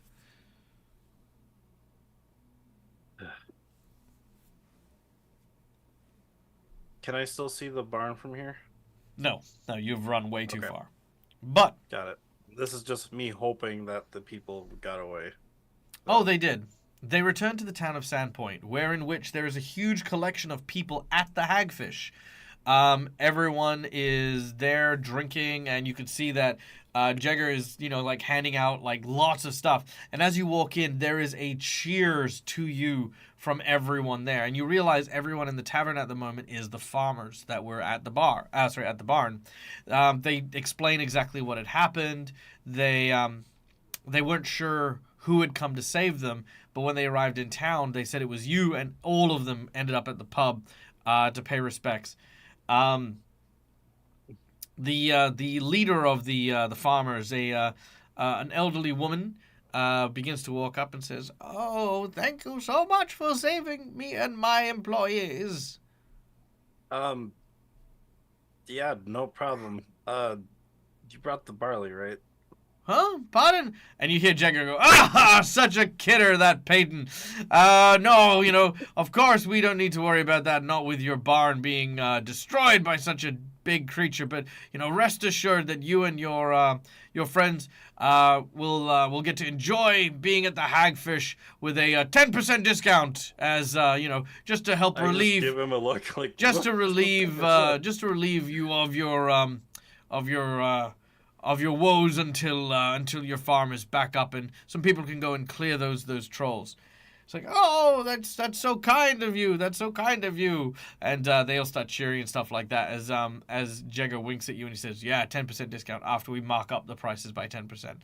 As they then cheers and they celebrate again. They tell stories of how Peyton slew the troll in cold blood with his bare hands. They basically they do a that yarning game, the back and forth thing that we were talking about. This starts back and forth with your fight with the troll, and hence very soon, Peyton, you are known as the Troll Slayer of Sandpoint. Ooh. Something that Peyton, every one of you guys, the Troll Slayer. yeah, every one of you guys now becomes aware of. And that is our session 0, with everyone getting a little bit of a taste of each of the characters and where we're going. Now that we've had that little bit of that, how does everyone kind of feel about the directions of their characters? Are we kind of vibing? Is this where we wanted to be with everyone? I like that, yeah. I'm very excited how, already in my head, I'm playing or thinking about how I'm going to be interacting with everybody else, and it's really fun and exciting. Cool. I love that. Also, sorry, Scully, I didn't mean to set you off on that yawn. But anyway, It almost got me too. Subtly for about an hour now. No, it's fine. Yeah. All right, so unfortunately we didn't have All Things Fantasy available for today's session 0, but that's okay. We will, of course, welcome him next week when we come back and start our session. But this is a great example of a good session 0. Like this is we were a little bit slower. Some things needed to be tweaked and changed.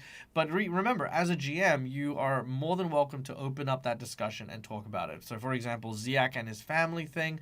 for me, that didn't sit right, having a group of NPCs who I ultimately have to play that have done quite a horrendous thing to, a young child. That's just not okay with me, so we worked around it. We found a new place there.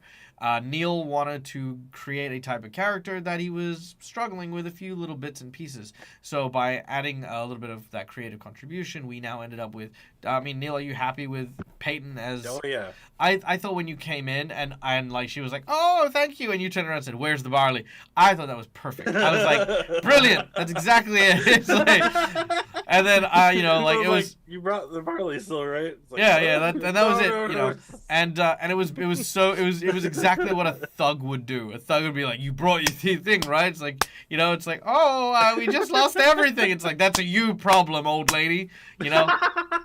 I also loved Westonson. We got to see that like really intense moment with him and his former commander. That was also really, really cool. So I can't wait to see how that pathway now destroys this rather honorable character. Titus, again, sitting on the back foot of getting a reprimanding. That's a whole thing as well, but it gives you that more encouragement to like be engaging when we get into the whole thing. It's like, what are you doing in Sandpoint? Now you have to wait here and twiddle your thumbs.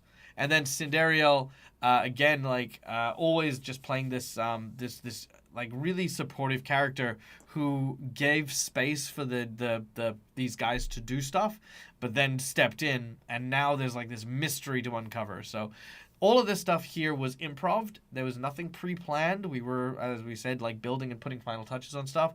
So if you guys got like a good vibe of what's happening here, for me, that is how I measure Session 0, big success. Everyone's happy with their characters. Everyone fits into the world perfectly. Everyone fits into the story perfectly. And everyone feels lived in. So when we get to Session 1 next week, everyone is going to have that little bit of story, little bit of history to help fill out the dimensions of their character. So there you go. All right, well, we're done now. So, guys, thank you so much for joining us. My name is Mike. I'm the Den's a Gamer. This is my place. This is my face. You can find it here a number of times every week. We will be back on Sunday for Gatewalkers with our lovely Patreons as well. So be sure to follow us when we get to that point. We will raid. Who will we raid? We shall raid. Who's doing stuff? Oh,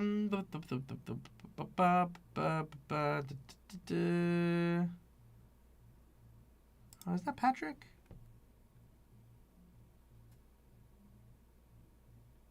I can't see because there's ads. Ah! If it is Patrick, yes. McDonald's. I want to eat McDonald's. There we go. Oh, that's not Patrick. Do I know any of you? I don't know any of you. Although your hair is very cool. Hey, for that Who are alone, you? they should be Hair. No. Who are you? I love your hair. Raise your hand. Let's see. You know what? Let's raid Okay. Guild Superior. It's actually been ages since we've raided these guys. They are currently playing Undying Sky, a Dungeons and Dragons adventure. So there we go. We're gonna go raid up with some D&D folks. Go and send some love, guys. Thank you so much for joining us. My name is Michael. I'm the Dead Aussie Gamer. This is my place. This is my face. You can find it here all the times during the week. I know I've said that already, but I'm saying it again. And until we meet again, from us to you, game hard or die trying. Bye, folks. Bye. Boy! Bye.